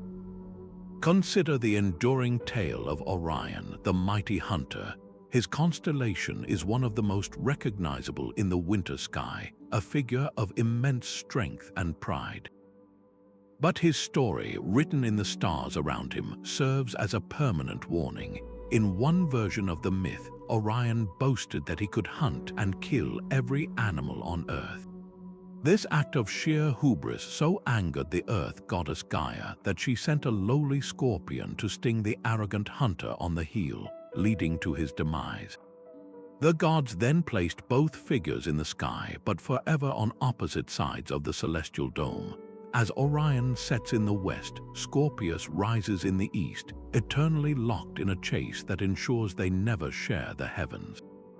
This wasn't just a pretty pattern, it was a profound lesson for ancient Greeks about the dangers of overconfidence and disrespect for the natural world. Every time they saw Orion striding across the sky, they were reminded that no matter how powerful one becomes, humility is essential, for even the smallest creature can bring down a giant. This use of the stars for moral instruction was a global phenomenon. In the icy north, the Norse saw not just a doomed wolf in the sky, but also the story of Freya's necklace, Brisingamen. The constellation we know as Orion's belt was sometimes called Freya's distaff, a tool for spinning thread. The myth tells of how the goddess went to great, cunning lengths to obtain a beautiful necklace from four dwarves, a tale that explores complex themes of desire, payment, and consequence. By linking this story to the stars, Norse storytellers could point to the heavens and discuss the nature of oaths, the value of cleverness, and the weight of one's choices. Similarly, the Pawnee people of North America saw the pattern of the Big Dipper not as a bear, but as a group of chiefs who were carried into the sky for their great wisdom and leadership, setting a stellar example for all future leaders to follow. The night sky also became a place to memorialize and process profound grief, transforming collective loss into a narrative of perseverance. The Pleiades star cluster, known as the Seven Sisters across countless cultures, is a powerful example. In Greek mythology, they were the daughters of the Titan Atlas, who were so heartbroken by their father's eternal punishment of holding up the sky that they took their own lives. The god Zeus, out of pity, placed them among the stars, yet one of the sisters, Merope, is often said to shine more dimly than her siblings, ashamed because she married a mortal. This story gave the ancient Greeks a way to talk about sorrow, shame, and the hope that follows tragedy. For the Aboriginal Australians, the same cluster is also a group of sisters, but their story is one of escape and protection. They are being chased by the hunter Orion, represented by the stars in his belt, which are three young men. Their narrative, passed down for over 65,000 years, speaks to themes of pursuit, sanctuary, and the safety found in kinship and the celestial realm. These celestial stories were instrumental in codifying and reinforcing the social contracts that held ancient societies together. The constellation Canis Major, the great dog, follows faithfully at the heels of Orion. In myth, this is Orion's loyal hunting dog, raised to the stars alongside his master. His perpetual, unwavering companionship in the night sky served as a brilliant allegory for the virtue of loyalty, a value paramount to the stability of families, tribes, and kingdoms. For a child learning their place in the world, pointing to the bright star Sirius, the dog's heart, and hearing the story of unwavering devotion, made the abstract concept of loyalty tangible and sacred. In this way, the stars did more than just frighten, they guided. They provided a shared cultural language of right and wrong, acceptable and unacceptable, heroic and foolish. By projecting their most cherished values and most cautionary tales onto the immutable heavens, ancient cultures found a way to make those lessons permanent, visible to all, and woven into the very fabric of the universe itself. For millennia, the human relationship with the cosmos was a dialogue of dread and reverence, a narrative written in the language of gods and monsters. But a profound shift was on the horizon, one that would begin to disentangle the threads of myth from the fabric of the universe itself. This was not a sudden event, but a slow, grinding revolution of thought that started with the meticulous observations of ancient scholars. In the 2nd century, the Greco-Roman astronomer Claudius Ptolemy compiled his monumental work, the Almagest. Within its pages, he laid out a geocentric model of the universe, a complex and beautiful system of crystalline spheres, epicycles, and deferents that could predict the motions of the planets with impressive, though not perfect, accuracy. Crucially, Ptolemy's model was a mathematical one. It described the how of celestial movement with geometric precision, even if it was built upon the flawed premise of an Earth-centered universe. This was a pivotal step away from pure mythology. It was an attempt to explain the mechanics of the heavens through calculation and observation, planting the first seed of a world, where the cosmos operated by consistent, knowable rules rather than the whims of capricious beasts. This seed would take over 1,000 years to germinate, nurtured by Islamic scholars who preserved and refined Ptolemy's work during Europe's Middle Ages. But the eventual flowering of this new understanding required a direct challenge to the established order, and it arrived in the form of a Polish cleric named Nicolaus Copernicus. In the mid-16th century, Copernicus proposed a radical heliocentric model, placing the Sun, not the Earth, at the center of the solar system. This was more than just an astronomical correction. It was a philosophical earthquake that dethroned humanity from its privileged position at the cosmic center. If the Earth was just another planet orbiting the Sun, then the celestial spheres were not a divine canopy set above us, and the stars were not nearby pinpricks in a firmament created for our benefit. The universe suddenly became vastly larger and humanity vastly smaller. This conceptual leap was terrifying to some, as it dismantled the ancient, story-soaked universe and replaced it with a colder, more impersonal machine. The true death knell for the age of celestial beasts, however, was sounded not by a theory but by an instrument. In 1609, Galileo Galilei pointed a newly refined telescope toward the night sky. What he saw shattered the perfect, immutable heavens of Aristotle and Ptolemy. The moon was not a smooth, celestial pearl but a world unto itself, pockmarked with craters and scarred by mountains. Jupiter had its own set of moons, a miniature solar system that definitively proved not everything revolved around the Earth. Venus showed phases, just like our moon, providing irrefutable visual proof that it orbited the sun. And the Milky Way resolved from a hazy river of light into a countless multitude of individual stars. Galileo's observations did not just provide evidence for Copernicus, they fundamentally altered the human perception of the cosmos. The sky was no longer a painted curtain depicting mythological dramas. It was a place, a reality to be measured and understood.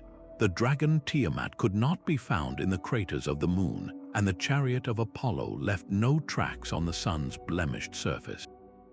The monsters were being chased away by mathematics and optics.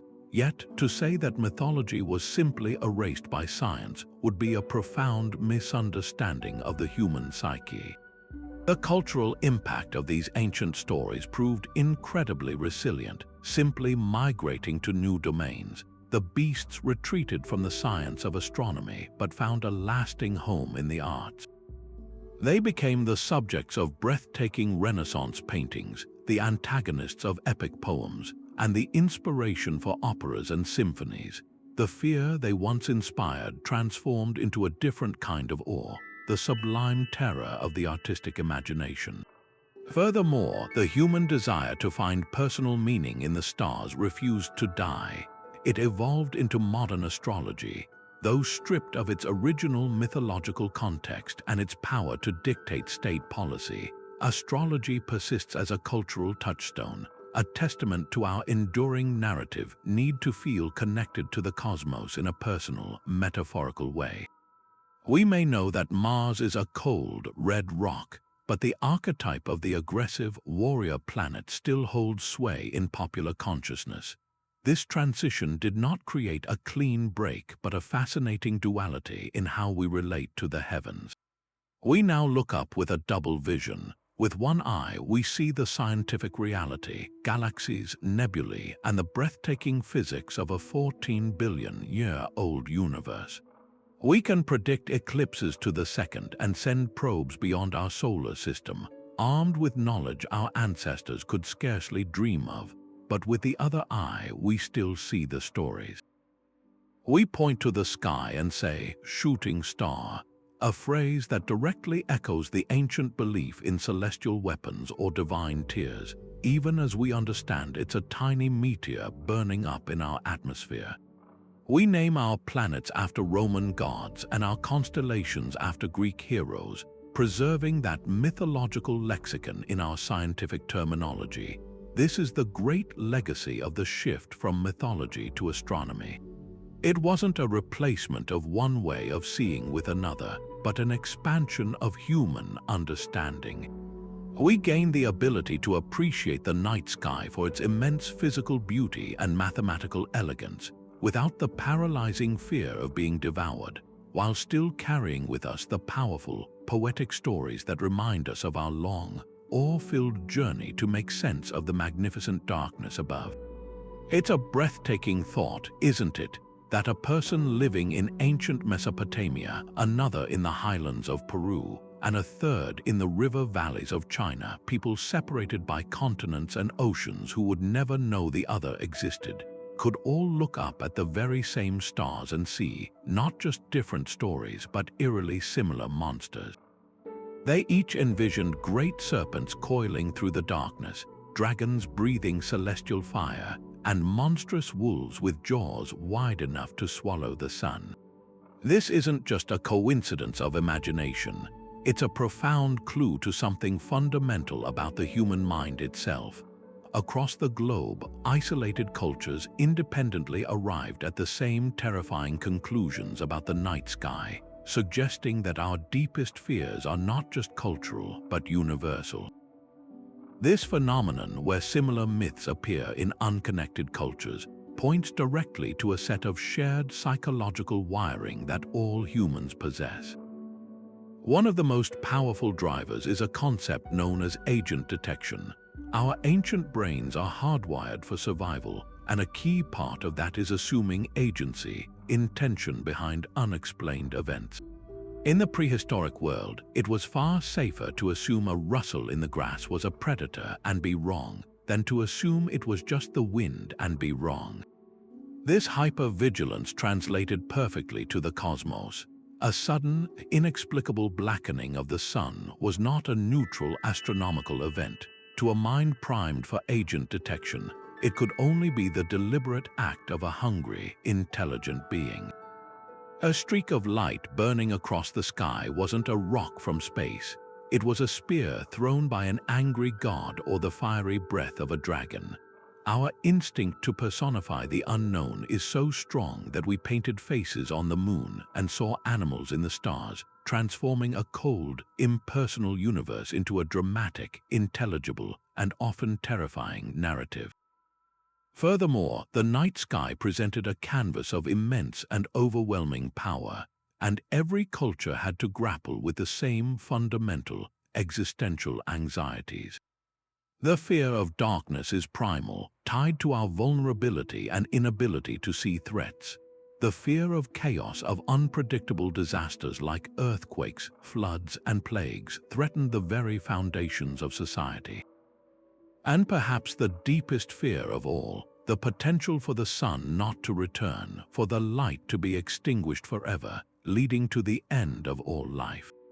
These are universal human terrors. Mythology provided the only framework to manage this existential dread.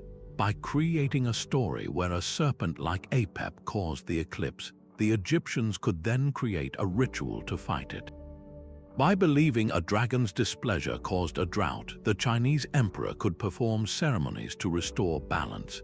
The myth gave a name, a form, and a reason to the chaos, making it something that could potentially be understood, confronted, and even temporarily defeated. It was the ultimate coping mechanism for a species aware of its own fragility in a vast and unpredictable world. Yet, for all their similarities, these universal stories were brilliantly adapted to local environments and values, like different regional dialects of the same fundamental language of fear. The serpentine chaos of the Babylonian Tiamat emerged from the watery abyss, a reflection of Mesopotamia's existence between two powerful, flooding rivers. For the desert-dwelling Egyptians, the greatest threat was the loss of the sun's life-giving heat, so their monster, Apep, was a serpent of endless, sun-killing darkness. In the frozen north, the Norse lived in a world of long, dark winters, so their apocalyptic myth featured a wolf of ice and cold, Fenrir, who would devour the sun and moon and bring about an endless winter. Meanwhile, in Mesoamerica, where the jaguar was the apex predator of the dense jungle, it was this powerful feline that became the celestial beast threatening to devour the sun. Each culture took the shared raw material of fear, the serpent, the devourer, the chaos monster, and sculpted it to explain the specific natural forces that most directly impacted their survival. This beautiful interplay between the universal and the local shows us that mythology was far more than primitive science. It was humanity's first attempt at psychology, a way to project our inner fears onto the external universe in order to examine and manage them. These cross-cultural stories of celestial beasts are a testament to a shared human experience of awe and vulnerability. They remind us that long before we built cities or nations, we were all looking up at the same dark sky, feeling the same smallness, and telling each other the same kinds of stories to light a candle against the overwhelming dark. In doing so, we weren't just describing the universe, we were using the stars to chart the deepest territories of the human soul. But the true power of these myths wasn't just written on parchment or spoken around fires. It was carved into the very stone of the earth itself. This is the realm of archaeoastronomy, where we discover that ancient fears of the sky didn't just inspire stories. They engineered some of humanity's most enduring and mysterious monuments. These structures stand as silent, stone testimony to a time when architecture was a direct dialogue with the heavens, a way to track, predict, and ultimately manage the terrifying whims of the celestial beasts they believed watched over them. From the windswept Salisbury Plain to the dense jungles of the Yucatan, our ancestors built their sacred spaces to align with the cosmos, turning abstract dread into precise, actionable knowledge. Consider the Great Pyramid Complex of Giza in Egypt. For centuries, its precise alignment has baffled scholars. The sides of the Great Pyramid are oriented to the 4 cardinal directions with an accuracy within a fraction of a single degree. This wasn't achieved by chance. It was a monumental feat of engineering driven by a profound spiritual imperative. The Egyptians believed the pharaoh's soul would ascend after death to join the circumpolar stars, the so-called imperishable ones that never set below the horizon. By aligning the pyramid's descending and ascending passageways with these specific stars, like Kochab and Mizar in the constellation Ursa Minor, they were building a literal launchpad for the soul, a stone conduit to eternity. This alignment ensured the deceased king could navigate the celestial waters and take his place among the undying gods, safe from the chaotic forces of the underworld. The precision of their astronomy was a direct function of their mythology. Their fear of the soul getting lost in the afterlife motivated them to chart the heavens with stone. Travel across the Atlantic to the stepped pyramids of Chichen Itza, and you find another stunning example of celestial architecture designed for a public spectacle of light and shadow. The Great Pyramid of El Castillo is a masterful Mayan calendar rendered in stone. With 91 steps on each of its 4 sides, plus the top platform, it totals 365 steps, one for each day of the solar year. But its most dramatic feature appears during the spring and autumn equinoxes. As the sun sets, the play of light and shadow on the stepped sides creates the undulating illusion of a giant serpent slithering down the northern staircase to join its stone head at the base. This was no mere visual trick. It was the manifestation of Kukulkan, the feathered serpent god. For the Maya, this event was the moment the god descended to earth, a reassurance of his presence and a signal for the changing agricultural seasons. The entire structure was an observatory and a temple designed to make the invisible god visible, to ritualize his return, and to appease the powerful celestial force that controlled rain, agriculture, and life itself. In the cold, green landscape of Britain, the enigmatic circle of Stonehenge presents a different kind of celestial clock, one built over millennia. Its most famous alignment is with the summer solstice sunrise, where the sun rises directly over the heel stone and casts its rays into the heart of the monument. But its purpose likely ran much deeper than marking the longest day. For the Neolithic people who built it, the winter solstice, the shortest, darkest day of the year, may have been an even more potent and fearful time. It was the moment when the sun, the source of all warmth and life, appeared to be dying. The alignment of the stones may have been designed to pinpoint this critical turning point, to assure the people that the sun would indeed be reborn and that the terrifying darkness would retreat. The massive, enduring stone served as a permanent guarantee against cosmic chaos, a ritual space where ceremonies could be performed to ensure the sun's victorious return and to ward off the spiritual darkness that the physical darkness represented. These architectural marvels show us that ancient astronomy was never a purely intellectual pursuit. It was a survival strategy, deeply interwoven with religion, politics, and daily life. The ability to predict an eclipse or the rising of a star was a form of power, often held by a priestly elite who could claim to communicate with the gods and control the cosmic order.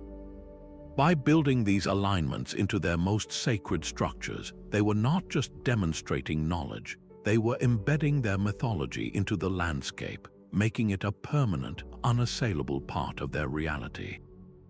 The stones of Stonehenge, the passages of the Great Pyramid, and the steps of El Castillo are more than just ruins.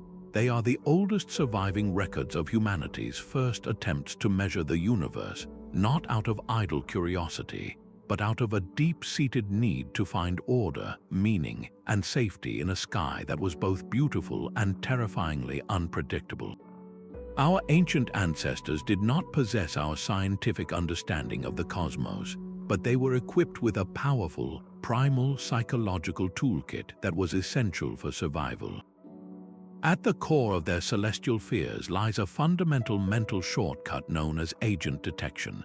Imagine you are an early human walking through a dense forest and you hear a rustle in the bushes.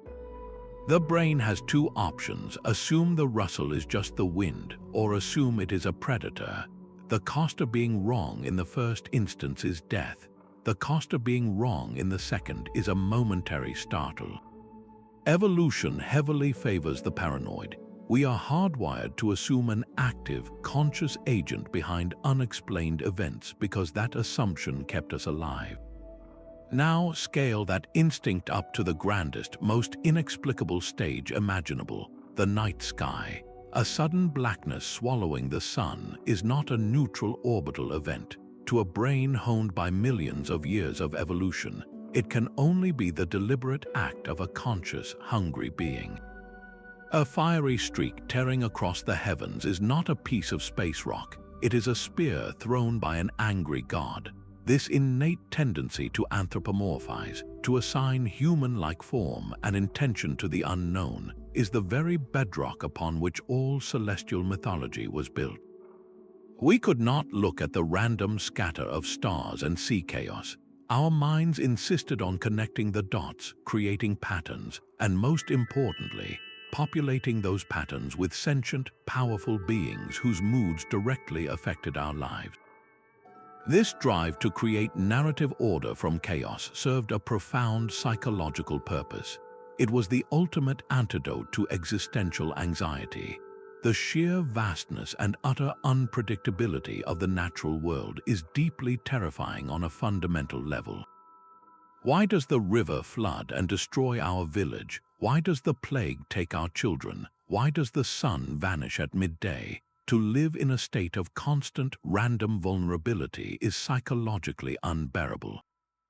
Myths provided a framework, a story, that replaced paralyzing randomness with a comprehensible, albeit frightening, cause and effect relationship. It was far less terrifying to believe a drought was caused by a dragon's wrath than to accept it was a meaningless climatic fluctuation. Why? Because anger can be appeased. A dragon can be addressed with rituals, offerings, and prayers. Randomness offers no such recourse. These stories transformed a cold, indifferent universe into a dramatic, intelligible narrative where humanity had a role to play, however small. By giving a name and a form to the chaos, calling it Apep or Tiamat or Typhon, our ancestors transformed an overwhelming, abstract terror into a concrete problem that could potentially be managed. The myth became a psychological coping mechanism, a way to impose order on the cosmos and find a semblance of control in a world that offered very little. This shared narrative framework did more than just comfort individuals. It became the glue that held entire cultures together, a powerful force for social cohesion. A community that collectively believes a solar eclipse is a dragon attacking the sun now has a shared, urgent purpose: to make as much noise as possible to drive it away. This collective action, this shared fear and shared response creates powerful social bonds. It validates the authority of the priests and rulers who lead the rituals. It reinforces a common identity and a unified worldview. This process reduces what psychologists call cognitive dissonance, the mental discomfort of holding conflicting ideas. The dissonance between the experienced chaos of nature and the desire for an orderly world is resolved through the shared story. Everyone agrees on the cause of the eclipse, everyone agrees on the solution, and the successful return of the sun reinforces the validity of their entire belief system. This is why these myths were not mere fairy tales, they were essential social technology. They provided a common vocabulary for understanding disaster, a shared script for responding to crisis, and a collective identity that strengthened the group against the very real threats of a dangerous world. The fear of the sky, therefore, was not a weakness but a catalyst that helped forge human civilization, uniting people under a common story written in the stars. These ancient stories of celestial dread were never truly forgotten. They simply shape-shifted, finding new life in the very fabric of our modern culture. The dragons that once coiled around the cosmic poles now soar across our television screens and pages of epic fantasy, their fiery breath and immense power a direct inheritance from myths like Tiamat and the Greek Hydra. A series like Game of Thrones doesn't just use dragons as cool monsters. It taps into that deep, ancient understanding of them as forces of primal chaos, capable of both terrifying destruction and world-altering power, mirroring the dual role of so many celestial guardians. Similarly, the entire premise of Ragnarok in Norse mythology, the inevitable, world-ending battle, has become a blueprint for countless apocalyptic stories in films and comics. We are still fascinated by narratives of cosmic doom and the fragile heroes who stand against it, because the underlying fear of a universe that could suddenly and violently reset itself is as potent today as it was for the Vikings watching an eclipse. This enduring appeal extends beyond direct adaptation into the more subtle yet pervasive realm of astrology. While modern horoscopes may seem a world away from the blood-soaked rituals of Babylonian omen reading, they are branches of the same ancient tree. The practice still relies on the symbolic power of the planets, named after Roman gods, moving through the signs of the zodiac, which are themselves constellations steeped in mythology. When someone reads that Mars is entering their house of relationships, they are unconsciously invoking the spirit of the god of war, connecting their personal life to a celestial drama. This isn't science, but it fulfills the same deep narrative need that it did for the ancients, the desire to see our lives reflected in the heavens, to find a personal story written in the stars, and to feel that our individual anxieties and joys are part of a larger, meaningful cosmic pattern. It's a softer echo of that old fear, transformed into a search for guidance and identity. Perhaps most surprisingly, the language of mythology has even infiltrated the hardest of sciences, revealing how these archetypes are baked into our very way of thinking. Astronomers did not choose cold, clinical terms for the most mysterious phenomena in the universe. They chose names that carry immense metaphorical and emotional weight.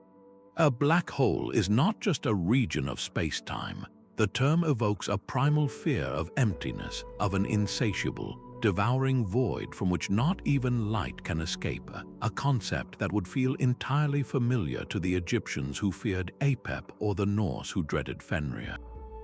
Dark matter and dark energy are similarly haunting. They are the modern names for the unseen monsters, the invisible forces that we know must be there, shaping the fate of the entire cosmos, yet which remain utterly mysterious and beyond our perception.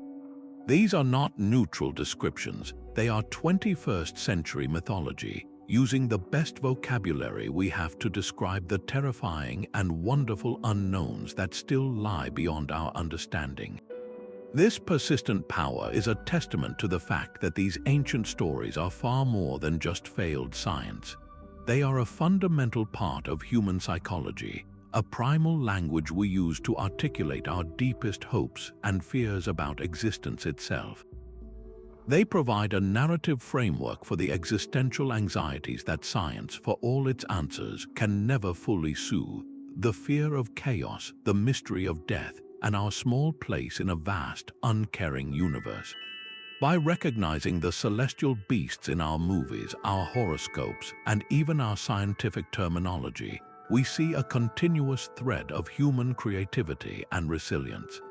We are still telling stories about the darkness, only now we do it with digital effects, newspaper columns, and mathematical equations, proving that our need to find monsters and meaning in the stars is a timeless and truly human impulse. The brilliant flash of a meteor, the sudden vanishing of the sun, the ominous streak of a comet for millennia, these events were the terrifying actions of gods and monsters. But then something shifted. Humanity began to look up not just with awe, but with a new, burning curiosity. We started to measure, to calculate, to observe with a rigor that slowly peeled back the layers of myth to reveal the breathtaking mechanics of the universe. And what we discovered did not diminish the wonder of the night sky. It magnified it 1,000-fold, transforming our primal fear into a profound and endless curiosity. Let's start with the most universally feared event, the solar eclipse. Ancient cultures saw dragons and demons, but the reality is a magnificent cosmic coincidence. Our moon is about 400 times smaller than the sun, but the sun is also about 400 times farther away. This perfect alignment means that from our vantage point on Earth, the moon can just barely cover the sun's disk completely. A total solar eclipse is not a monster swallowing the sun. It is the moon's shadow sweeping across the Earth at thousands of miles per hour, a fleeting moment of alignment in the endless, predictable dance of orbital mechanics. The brilliant corona that becomes visible the sun's wispy, million-degree outer atmosphere is a sight our ancestors could only dream of seeing, a direct glimpse into the heart of our star, made possible by understanding the science, not fleeing from it. Then there are the comets, those hairy stars that sent emperors and peasants alike into a panic. We now know they are not burning omens but ancient, icy time capsules. Often called dirty snowballs, comets are loose collections of ice, dust, and frozen gases that originate in the distant, frigid outskirts of our solar system in places like the Kuiper Belt and the vast Oort cloud. When a comet's orbit brings it closer to the sun, the heat causes its ices to vaporize, releasing gas and dust that form the magnificent, glowing coma around the nucleus and the iconic tails that can stretch for millions of miles. A comet's tail always points away from the sun, not because it is trailing behind, but because it is pushed by the solar wind, a stream of charged particles flowing from the sun. This understanding transforms a comet from a portent of doom into a visitor from the deepest reaches of our solar system, a pristine remnant from the era of planet formation that carries clues about the very origins of our world. And what of the constellations themselves, those pictures of heroes and beasts that adorn the celestial canvas? The science here is perhaps the most humbling of all. The stars that form a constellation like Orion or Ursa Major are not a family of stars grouped together in space. They are utterly independent suns, often separated by vast distances. The hunter Orion, for instance, is a trick of perspective. The brilliant blue-white star Rigel is about 860 light-years away, while the red supergiant Betelgeuse is roughly 548 light-years distant. They appear close to us only because we are viewing them from one specific point in the galaxy. In reality, they have no physical connection to one another. The patterns we see are a beautiful accident of our earthly viewpoint, a connect-the-dots game played across unimaginable voids. This scientific demystification is not a dismissal of our ancestors' efforts. Quite the opposite, it allows us to see their mythology for what it truly was, humanity's first scientific method. Faced with the unknown, they did what all good scientists do. They observed the phenomena meticulously. The Babylonians recorded eclipses on clay tablets for centuries. They formed a hypothesis: a dragon is eating the sun. They tested their hypothesis with action. If we make a loud noise, the dragon will be scared away and release the sun. And when the sun returned, as they knew it eventually would, their theory was confirmed. They were using the best tools and information they had available to create a working model of the universe. Their explanations were wrong, but their intention to understand, to predict, and to find order in chaos was fundamentally scientific. Embracing both the myth and the science gives us a richer, more complete human story. We can look at the Pleiades star cluster and appreciate both the Greek myth of the seven sisters fleeing Orion and the modern astronomical understanding that we are looking at a cluster of hot, young stars born together from a cosmic cloud of gas and dust. We can feel a shiver during a meteor shower, knowing we are watching tiny particles from a comet burning up in our atmosphere, while also remembering the Norse belief that they were sparks flying from the chariot of a god. Knowledge does not erase the magic, it adds a new, deeper dimension to it. It allows us to stand under the night sky and feel a dual wonder, the ancient, storytelling wonder that connects us to every human who ever lived, and the modern, empirical wonder that connects us to the cosmos itself in all its glorious, knowable reality. Long after the observatories fell silent and the rituals faded from memory, the celestial beasts found a new home and a new purpose, not in the fears of kings, but in the imaginations of artists. They migrated from the realm of prophecy to the realm of poetry, trading their roles as omens for roles as archetypes, becoming the enduring symbols through which we explore the most profound themes of human existence. This artistic legacy is a vast and glittering tapestry, woven over centuries, that proves our need for these cosmic stories is as vital today as it was in the ziggurats of Babylon.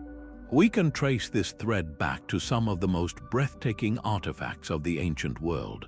The Farnese Atlas, a 2nd century Roman marble sculpture, shows the Titan Atlas eternally straining under the weight of the celestial sphere. But this is no simple globe. It is a detailed map of the heavens carved with the very constellations of Greek mythology, the crab, the scorpion, the archer, all frozen in stone.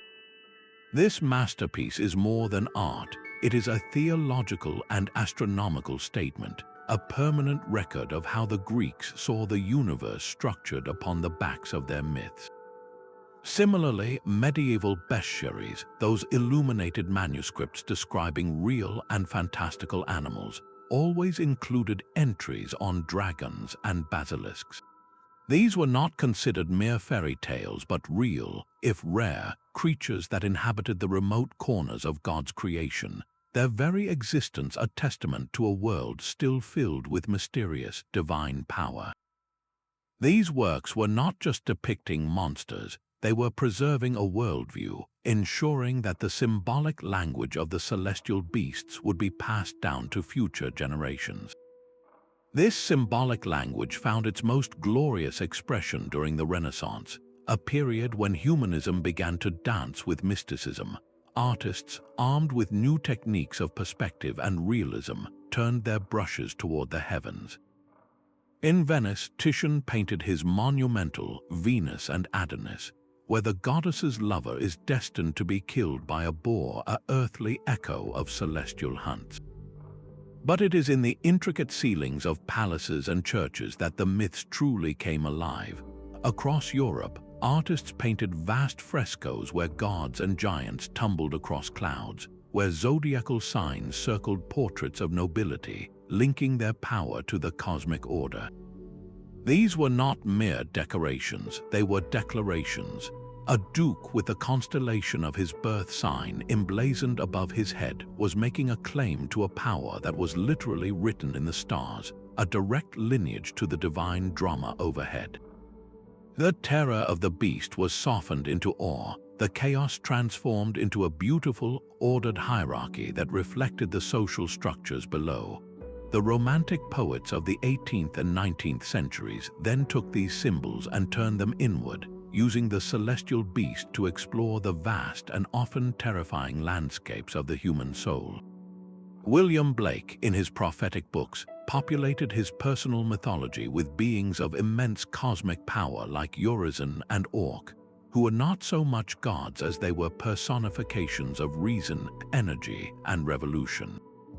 For Blake, the universe was not a machine but a living, struggling entity, and his art was an attempt to chart its spiritual conflicts. Mary Shelley's Frankenstein, subtitled The Modern Prometheus, directly invokes the Titan who stole fire from the gods, a celestial rebel whose punishment was to have his liver eaten by an eagle every day for eternity. Shelley used this ancient myth to frame a new, modern terror, the monster created when humanity's ambition overreaches its wisdom, when we dare to steal the creative fire of the gods without understanding the consequences. The celestial beast was no longer just in the sky, it was the specter of our own unchecked potential. This journey culminates in the modern era, where these ancient symbols have been democratized and exploded across every form of media. Philip Pullman's His Dark Materials trilogy is a masterful reimagining of Milton's Paradise Lost, built upon a universe where every human has a personal demon, an animal spirit that is the physical manifestation of their soul. This is the ultimate evolution of the celestial guardian, internalized and personalized. The series features armored bears, witch queens, and subtle knives that cut between worlds, all revolving around a cosmic conflict against an oppressive, god-like authority. It is a narrative steeped in the oldest myths of rebellion and destiny, yet utterly contemporary in its concerns, and in cinema, the influence is everywhere. The dragons of Game of Thrones are not mindless beasts, they are weapons of mass destruction, symbols of reclaimed birthright, and forces of nature all at once, direct descendants of Tiamat's chaotic power. The great wolf Fenrir finds his spirit reborn in countless werewolf legends and films, embodying our primal fear of the beast within, even the cosmic horror of H.P. Lovecraft, with its ancient star-dwelling gods like Cthulhu, is a direct descendant of these myths, trading the personalized gods of Olympus for beings of such immense, indifferent power that they render humanity insignificant. These modern stories prove that we have not outgrown the celestial beast. We have simply given it new names and new forms to explore our ongoing anxieties about technology, power, identity, and our place in a vast, unknowable universe. So why should we, in our age of satellites and supercomputers, still care about these ancient stories of sky monsters and eclipsing demons? It's a fair question, and the answer lies not in the truth of the myths themselves, but in the profound truth they reveal about us. These stories are a mirror held up to the human spirit, reflecting our timeless struggle to find our place in a vast, often frightening universe. They remind us that our journey from superstition to science wasn't a straight line but a winding path of wonder, fear, and relentless curiosity. Every time an ancient priest charted a star to predict an eclipse or a storyteller wove a tale to explain a comet, they were taking a step. They were building the foundation of astronomy on the bedrock of mythology, using the best tools they had, narrative and observation, to push back the darkness of the unknown. That same drive to understand, to find patterns in the chaos, is what fuels our most ambitious scientific endeavors today, from probing the atmospheres of exoplanets to unlocking the secrets of dark matter. We are still that same curious species, only now our stories are written in mathematics and our maps are drawn with telescopes. Beyond this shared journey, these myths offer us a priceless lesson in cultural empathy.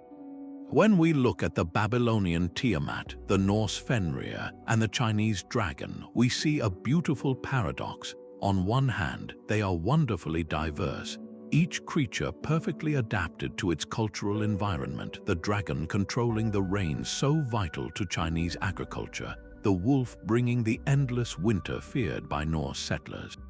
This diversity is a celebration of human imagination, showing how different environments and values shape unique worldviews, yet on the other hand, they are strikingly similar.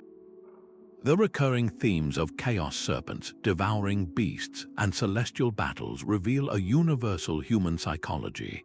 We all share a fear of darkness, a dread of uncontrollable natural forces, and a deep need to explain the inexplicable. Recognizing this is a powerful antidote to the idea of otherness. It helps us see that the ancient Babylonian watching an eclipse was not so different from us. They felt the same awe, the same vulnerability, and the same desire to protect their family and their world. This shared emotional heritage can foster a deeper respect for other cultures, both ancient and modern, reminding us that beneath our different explanations, we are all human beings looking up at the same sky, trying to make sense of it all. Perhaps the most urgent lesson for our modern age is one of humility. The ancient myths are, at their core, cautionary tales about hubris, about the danger of overstepping our bounds and disrupting the delicate balance of nature. The Greeks warned of this with the story of Orion, whose boastful pride led to his downfall by a lowly scorpion. The Polynesians told of the demigod Maui, whose attempt to conquer death itself ended in his gruesome demise. These stories resonate with a chilling relevance today. We are now the ones wielding godlike power, capable of altering our planet's climate, engineering life itself, and venturing out to other worlds. The celestial beasts have receded, but the potential for us to unleash a different kind of chaos has never been greater. These ancient narratives serve as a moral compass, urging us to pair our incredible power with profound wisdom. They ask us to remember that we are part of a complex, interconnected system, not its masters. Just as the Chinese emperor was responsible for maintaining harmony between heaven and earth, we now bear the responsibility for maintaining the ecological balance of our own planet.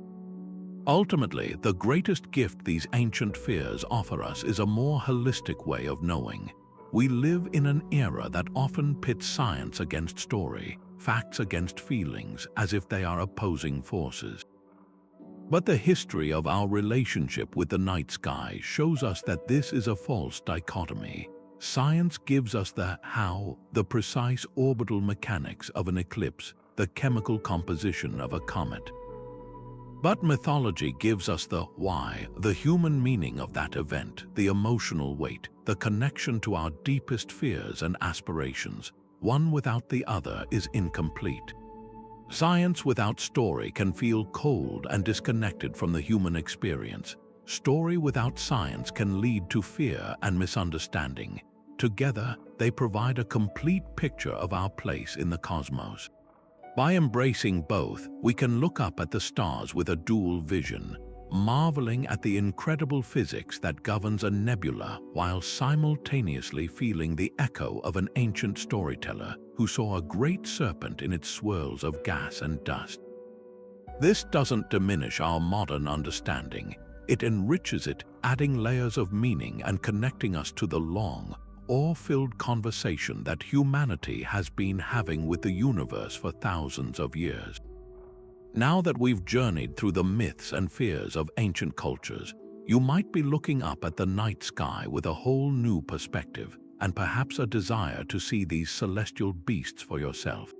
The great news is that you don't need a telescope or any special equipment to begin. The very same constellations that inspired tales of dragons and serpents are still there, waiting to be discovered. Let's start with one of the most iconic and easiest to find, Orion the Hunter. On a clear winter evening, look for his distinctive belt, 3 bright stars in a perfect short row. From there, you can trace the rest of his form, with the star Betelgeuse marking one shoulder and the brilliantly blue Rigel marking a foot. Remember, this mighty hunter is forever locked in his eternal chase, with the constellation Scorpius rising in the east as he sets in the west, a dramatic celestial dance you can witness throughout the seasons. For those eager to track down a true dragon, the constellation Draco coils its way around the north celestial pole, making it visible all year round for those in the northern hemisphere. It's not the brightest pattern, so it helps to use the more familiar Big Dipper as your guide. Find the two stars at the end of the Dipper's cup, often called the pointer stars, and then let your gaze travel upward towards the pole star Polaris. Winding between them is the long, sinuous body of Draco, with its head consisting of 4 stars in a trapezoid shape. Once you've found it, you can picture the Babylonian goddess Tiamat or any number of dragon legends from across Europe and Asia, all projected onto this same shimmering pattern. If you're having trouble visualizing it, that's where modern technology becomes your best ally. Stargazing apps on your smartphone have utterly revolutionized this ancient hobby. Free apps like Star Walk or Sky Safari use your phone's GPS and accelerometer to create a real-time map of the sky above you. Simply hold your phone up, and the app will overlay the names and outlines of constellations right on your screen. This is incredibly helpful for tracing the more complex figures like Hercules or the serpent-bearer Ophiuchus. For a deeper dive, you can invest in a simple planisphere, a rotating star chart made of cardboard or plastic, which doesn't require any batteries or a cell signal, and is a wonderful tactile tool for learning the night sky's rhythms. Pair this with a simple pair of binoculars, which will reveal countless more stars, the craters on the moon, and even the moons of Jupiter, connecting you even more intimately with the cosmos. The single biggest obstacle to seeing these wonders today is light pollution, the hazy glow from cities and towns that washes out the fainter stars. If you step outside in a typical suburban area, you might only see a few dozen stars. To truly experience the sky as our ancestors did, you need to find a patch of genuine darkness. Websites like Dark Site Finder have interactive maps that show the best locations near you, often an hour or two's drive away in a state park or rural area. The difference is absolutely breathtaking. Under a truly dark sky, the Milky Way transforms from a faint smudge into a brilliant, detailed river of light, and countless more stars become visible, making the constellations appear in their full, dramatic glory. Timing is also key. The best viewing is during a new moon phase, when the moon's light doesn't interfere, and on nights when the atmosphere is clear and stable. This practice is about more than just identification. It's about connection. Once you've found Scorpius with its curved, stinging tail, take a moment to recall the Greek myth of Orion and the scorpion that caused his downfall. When you locate the bright red star Antares at its heart, remember its name literally means rival of Mars for its similar hue, and that ancient astrologers saw it as a harbinger of conflict. By learning these stories, you're not just memorizing star patterns, you're participating in an ancient human tradition of storytelling and meaning-making. You are quite literally seeing the same shapes and hearing the same tales that provided comfort, warning, and wonder to people thousands of years ago, creating a tangible link across the centuries that turns a simple night of stargazing into a profound, personal encounter with history and myth. The night sky, once a realm of terrifying beasts and divine guardians, reveals humanity's profound need to storyify the cosmos, transforming fear into narrative that shaped cultures across millennia. From Tiamat's chaos to Fenrir's hunger, these myths not only explained natural phenomena but also encoded values, warnings, and hopes, leaving a legacy that still inspires art, science, and imagination today. As we gaze upward with modern knowledge, we can appreciate both the scientific truths and the poetic truths of these ancient stories, recognizing that our ancestors' fears were steps toward understanding the universe. These celestial stories were never just about fear, they were about meaning. They gave our ancestors a framework to process the overwhelming vastness above them, transforming random points of light into a coherent drama where humans had a role to play. Whether it was the Egyptian priest chanting spells to help Ra defeat Apep or the Norse skald singing of Fenrir's inevitable triumph, these narratives provided something crucial, a sense of agency in a cosmos that otherwise seemed indifferent to human existence. The very act of naming these constellations, of seeing a dragon in Draco or a scorpion in Scorpius, was an act of courage. It was humanity's way of drawing a map of the unknown, using the only tools available: pattern recognition, imagination, and the deep-seated need to connect. What's truly remarkable is how these stories persist, evolving but never truly disappearing. The same awe that made an ancient Babylonian tremble at an eclipse now drives a modern astrophysicist to calculate its precise timing and path. The same curiosity that led Polynesian navigators to memorize star paths now inspires engineers to build telescopes that peer back to the dawn of time. We haven't lost the wonder, we've simply added layers of understanding. We can now explain the physics behind a comet's tail while still feeling that primal stir of excitement when one streaks across the sky. We can predict solar eclipses to the second while still experiencing that collective gasp when day suddenly turns to night. This dual vision, the scientific and the mythical, enriches our experience of the cosmos rather than diminishing it. The legacy of these celestial beasts endures because they speak to something timeless in the human experience. They remind us that before we had equations, we had stories. Before we had satellites, we had constellations. Before we understood gravity, we felt the pull of the stars. These myths represent our first, bold attempt to make sense of the universe, and in doing so, they reveal as much about ourselves as they do about the heavens. They show us a species determined to find meaning, to face its fears with creativity, and to never stop looking up. Thank you for joining this journey through the stars. If you enjoyed exploring these celestial myths, please like and subscribe for more adventures into history's greatest mysteries, and share your own thoughts on these ancient sky stories in the comments.